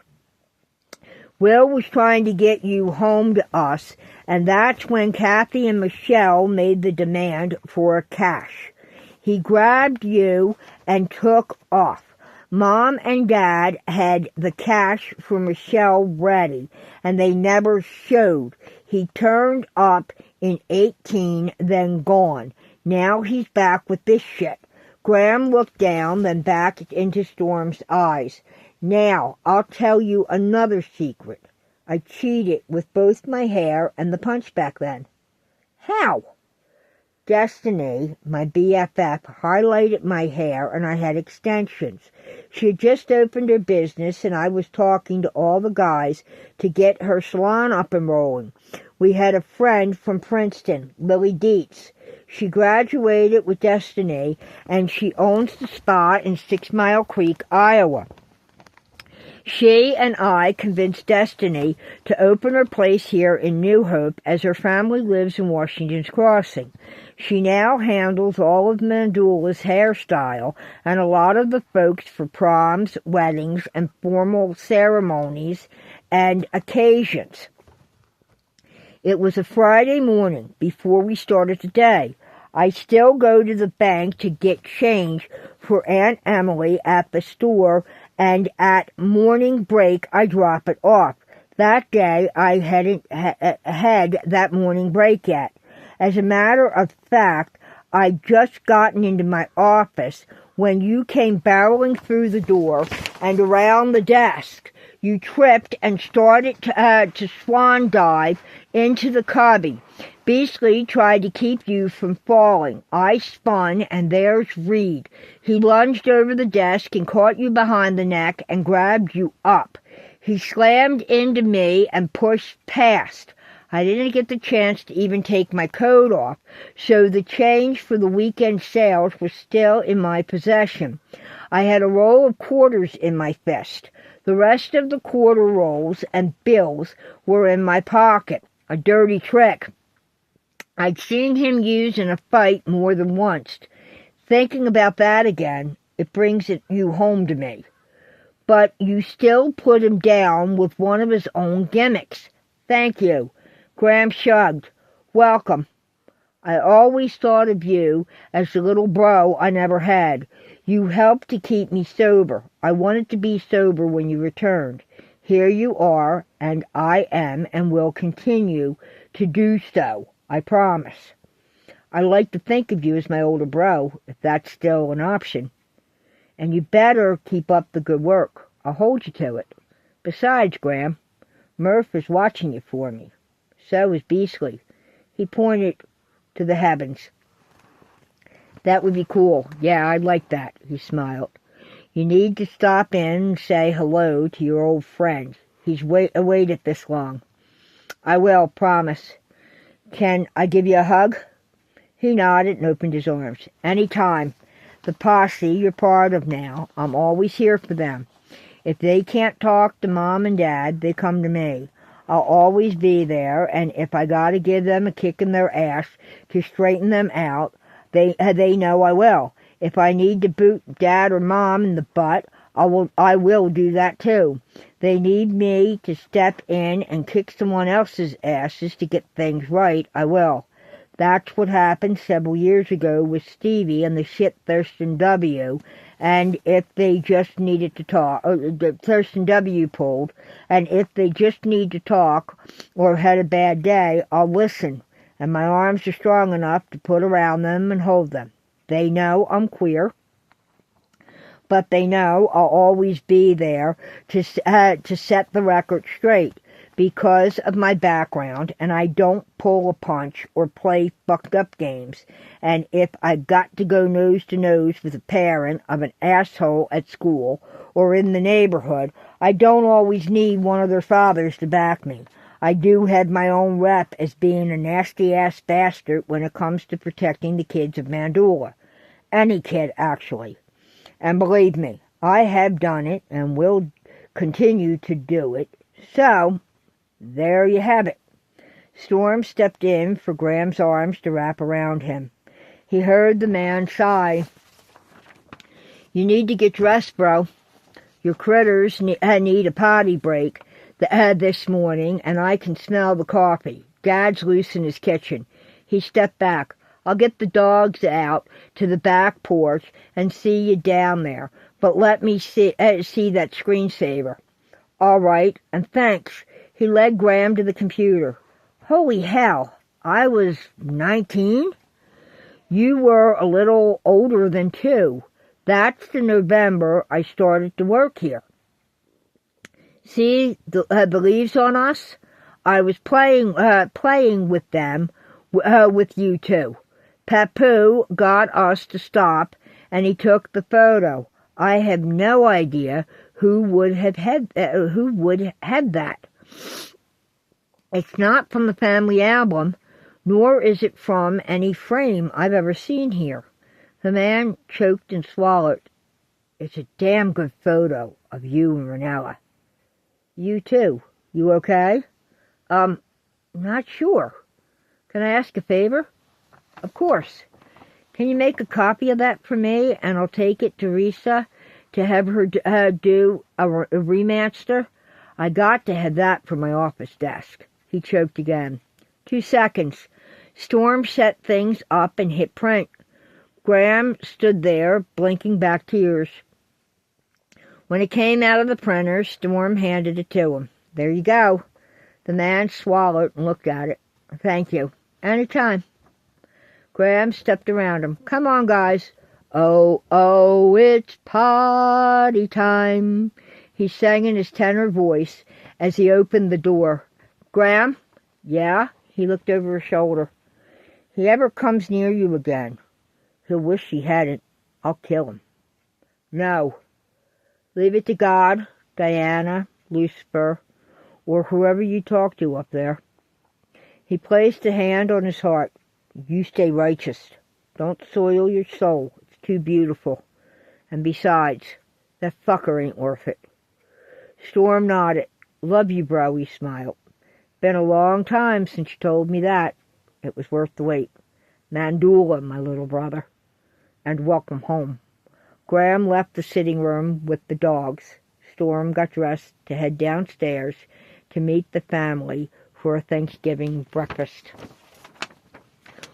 We will leave the story there as Thanksgiving is coming up on that day. The question is, as Storm now knows a secret from Gram's past, what other secrets are held under lock and key by the Mandula family? Thank you for joining us. I hope you enjoyed this. Hit the like button, subscribe, and don't forget to ring the bell for the next notification as to when the mouse says the butler didn't do it. We'll put out a next episode. Thank you.